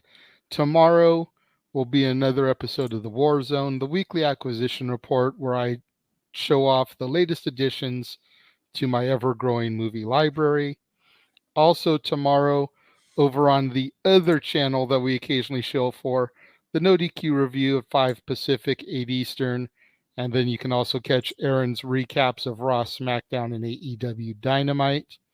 Kicking off on Monday for musicals, we've got Les Miserables, Cats, Chicago, and Idina Menzel, Which Way to the Stage for new release Saturday this coming week. As Statboy mentioned, Statboy Sports Bar on Tuesdays. Also got Talk Wrestling on Tuesdays. It's alternating back and forth between a taped program and a live stream. It just depends on if Jeff has the day off or not, but there will be a Talk Wrestling going up at its normal time on Tuesdays. Also on Monday, he's got his interview with Adam Contras that he filmed on Friday, I believe it was. Goes one-on-one with Jeff Meacham. And then make sure you tune in later this month for our next episode of The Dads, Not Always on Wrestling. Normally a Monday show, but we've had to push it to Friday just because Jeff is pretty busy at work with little time to actually sit down and film. So we're not going to be able to get it canned, edited, and ready to go so that it'll go up by Monday of that week, the 23rd, I think it is, the same day as Raw is 30. So it's going to have to be pushed to the Friday just before the Rumble instead. So that is everything that is coming up for me in the coming week. Good stuff, everybody. Again, sometimes I don't know if we know what sleep is. We always stay busy, but we always have fun, but we always keep people engaged and entertained, and that's what's most important, and educated too. Again, appreciate all of you. If folks want to know more about me, though, know this. And James, I will give you credit for credits too. You got most of it right. You just couldn't type all because you ran out of characters. Folks, I am a simple man, but a lifelong fan of professional fucking wrestling, damn it! But I digress. Find me on Instagram, Twitter, and YouTube, and Foster1916 for all things wrestling. Shout out, of course, the entire ATW family on Twitter. Finally going to take a bit of a break, both my voice and content for a little bit, but me, Kusan, and Casey will get back together to talk more about NWW and Stardom soon. There will be another ATW view once further developments are made official as far as the WWE environment. The next City Predicting panel will, of course, be for the WWE Royal Rumble. Time to be known later, too. And, of course, I'll keep you engaged with all sort of prediction leagues and continued thoughts, takeaways, and duties across the Multiverse media with live reaction, watch-alongs, and, of course, Owen Might Night stances, too. But as always, I'd like to conclude, there are no winners, no losers, no bears. There are just fans with opinions, with this passion we all share. So at the end of the day, folks, support one another, respect each other, protect your mentality, too, and treasure your families. And just enjoy life and enjoy professional wrestling. It's as simple as that. With that being said, as I conclude this forum, I'd like to thank you all once again for tuning in to Open Mic Night. This, again, has been the 1 year anniversary special, and it will continue from here every Saturday, as always, and every pay-per-view post. So stay tuned for more on that. But please, across the entire Multiverse media, like, subscribe, comment, tell a friend, hit the bell so this video goes live on demand on any other channels. And again, hit the subscribe button. Help us keep growing our YouTube communities so we can keep reaching out to even more great people too. And I assure you, we're not letting up anytime soon. For Statboy Mikey and Dory Lou. For James Hebert of J. Hebert Side 95 FTW Productions. For the Renegade JJ Williams. And for, of course, the man whose name is on the marquee, Jeff motherfucking Meacham. For those that couldn't be here but have contributed at some point to this forum the last year, including but not limited to Jesse Davin, Big G, of course, the movie star, Mikey T, Owen Finch, and anybody else who even just made a cameo at some point. For all of you that continually engage or super chat us, then, now, and sure to come. Again, thank you, Emmanuel, for the only super chat of the night. Truly appreciate you. I definitely acknowledge you, but I acknowledge all of you too. This has been Open Mic Night, 1 year anniversary edition. And until next week, Saturday, I leave you all with this. Make a positive impact in life. Have a good night. And adieu. And thank you.